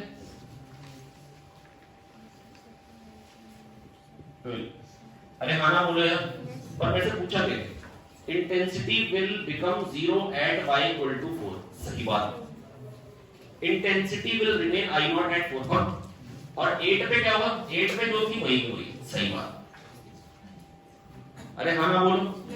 अगला, if the distance between the two slits is 1 mm and then a thin film of refractive index 1.5 and thickness 2.2 is used to cover the one of the slits,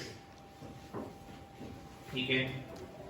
तो कह रहे हैं बताओ intensity will be, what will be the intensity at 2 mm, किसको cover किया, किसी एक को, ये नहीं बताया किसको किया।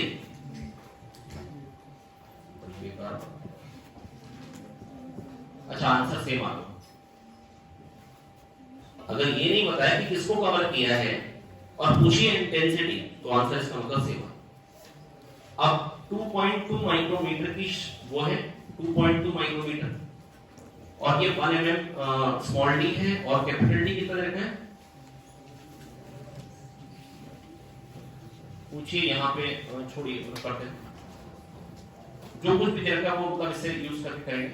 तो यहाँ पे पहले तो देखिए पाथ डिफरेंस कितना आ रहा है, कहां पर पूछा है, y इक्वल टू 2 mm पे, तो y इक्वल टू 2 mm पे पहले था मिनिमा, ध्यान से देखिए।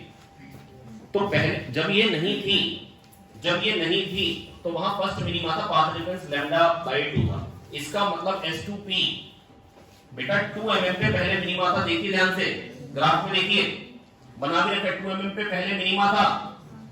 अब मतलब इसका मतलब S2P माइनस S1P तो मेरे को पहले से ही पता है कि वो λ/2 है, हाँ ना बोलो यार। अब इसके आगे कुछ रख दिया है, ठीक है, तो S1P ये मैंने ऐसे बता दिया यार, ये समझ में आ गई बात ही नहीं। पहला मिनिमा तो भाई पाथ डिफरेंस λ/2 था ना पहले मिनिमा पे।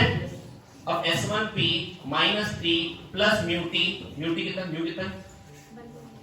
1.5 into 2.2 कितना हो, अच्छा 1.5 into T कर दो ना, ये हाफ T है, ठीक है, और माइनस S2P। अब ये कितना आ रहा है पाथ डिफरेंस डेल्टा x, ये देखते हैं डेल्टा x कितना है बता दो यार भाई प्लीज, मदद करो। S2P माइनस S1P λ/2 तो माइनस λ/2 बन जाएगा, T/2 माइनस λ/2, T/2 कितना है 2.2 माइक्रोमीटर, तो ये हो जाएगा 1.1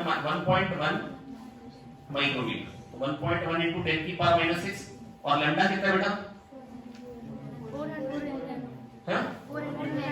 तो 200 into 10 की पावर माइनस 9, तो क्या बन जाएगा 0.2 into 10 की पावर माइनस 6, तो क्या बन जाएगा 0.9 into 10 की पावर माइनस 6। सही कह रहा हूं गलत कह रहा हूं, सही कह रहा हूं गलत कह रहा हूं, सही कह रहा हूं 0.9 into 10 की पावर माइनस 6।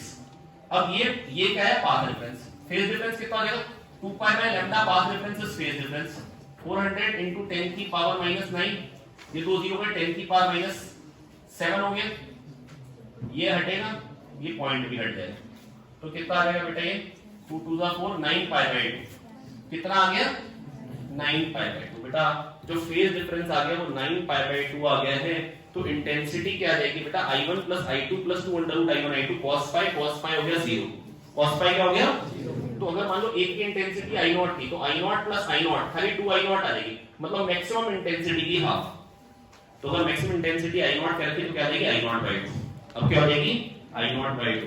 ये क्वेश्चन